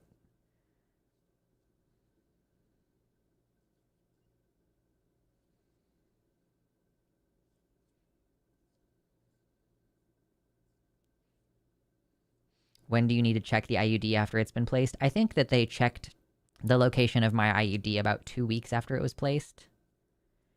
Any reason why you don't watch Callan Conrad? Have I missed any relevant info? Because I don't find anything that they talk about entertaining. This may surprise you. I don't like to watch political shit in my free time. Like, very rarely I'll I recently watched a bunch of Verily bitchy videos, because she talks about bisexual representation, but she talks about it in context of like, in these reality TV shows, so it's like, I just don't want to watch serious shit. Like, Lindsay Ellis puts a video out like every once in a while and I'll watch it. And H Bomber Guy puts out a video once a year and I'll watch it. But I'm not like watching political content. I don't watch Matt Bernstein's podcast, even though I hear it's really good, because I don't want to fucking... Okay, here's what I've been watching in my free time recently. Evan and Caitlin, they're makers. They're a wholesome couple. They're adorable, okay? What else do I watch? Good Mythical Morning and Mythical Kitchen. What else am I into recently? Since I just watched Avatar Fire and Ash, I've also been watching some videos of like press and like the actors talking about it and everything. Like, I just don't want to talk about politics in my free time.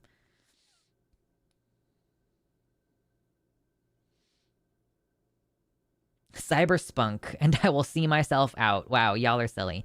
Yeah, so actually, in like 20 minutes, I have to start my process for the After Dark show on the line, which means I'm going to leave you now, get myself something to eat, and chill and do all that shit. And then I'm going to go do the After Dark show. I mean, I'm producing. I'm not on the show. Forrest and Paulogia are going to be on tonight. So if you want to catch Forrest or Paul... give us a call or just come and hang out and watch the show. That's going to be starting in about 50 minutes from now. I find it really funny how consistently YouTubers do not want to watch each other's shows at all. Yeah. I heard Avatar Fire and Ash was disappointing, so I haven't had a strong desire to see it. It's a beautiful spectacle, and I think it's worth it, especially if you haven't seen a really, really good 3D movie before.